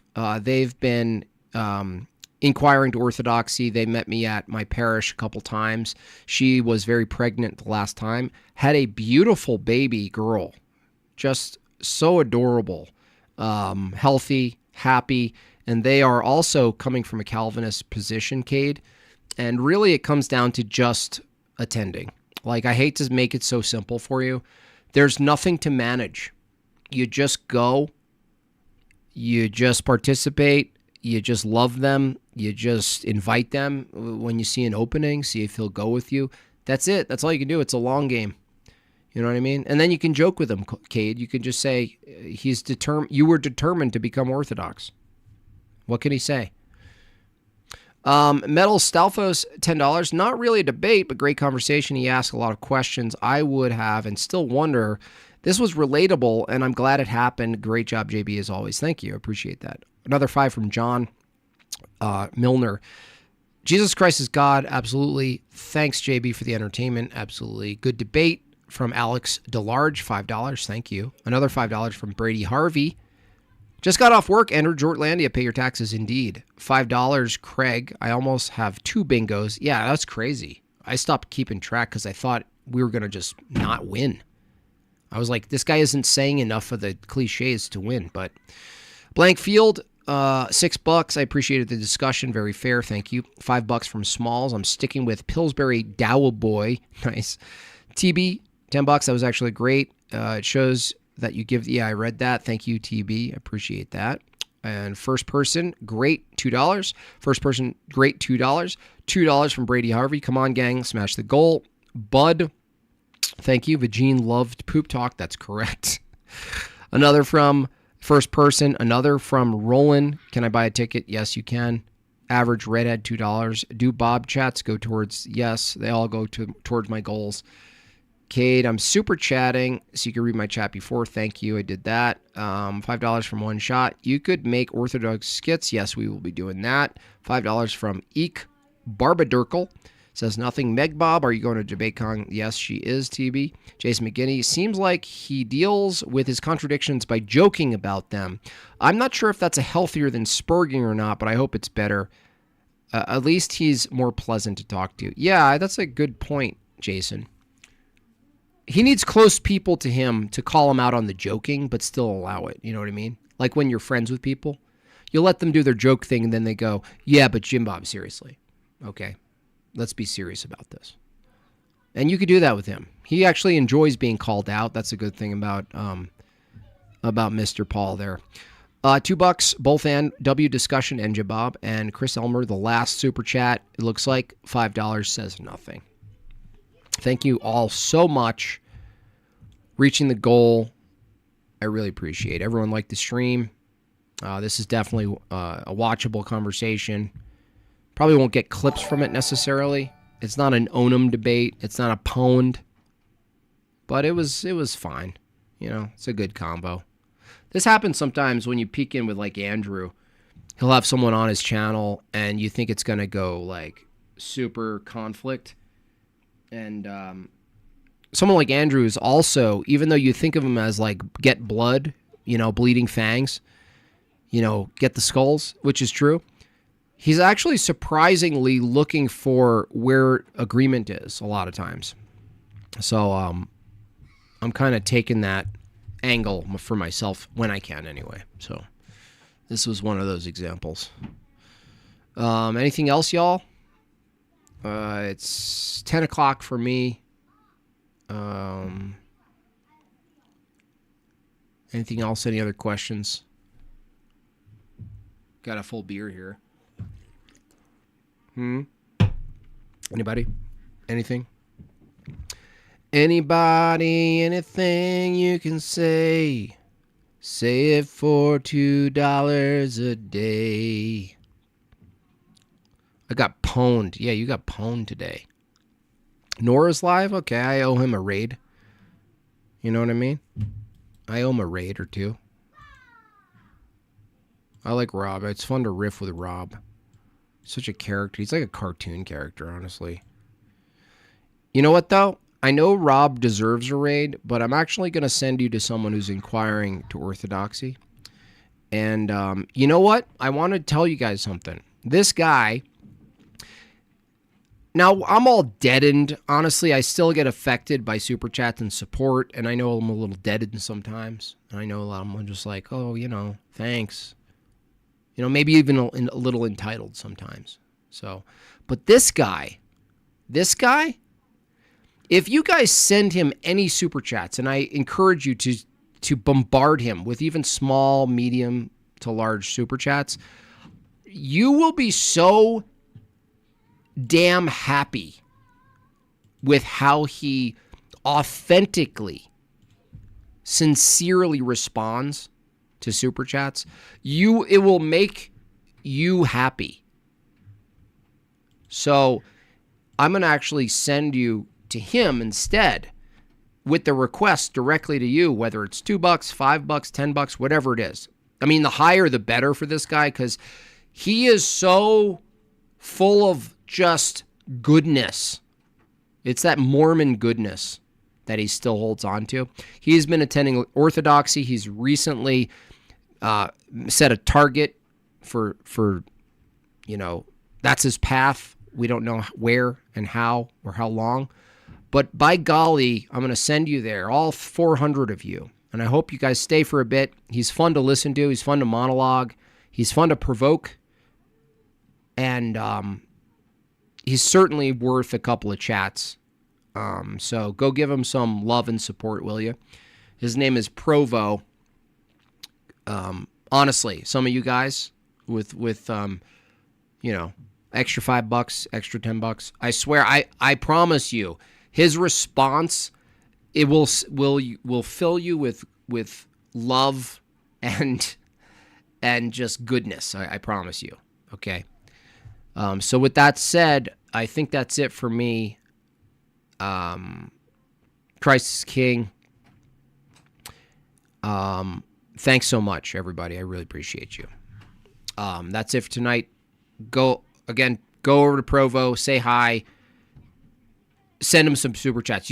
I promise you, his responses are so fun and wholesome that I promise you, you won't regret it. All right. Adios. God bless you.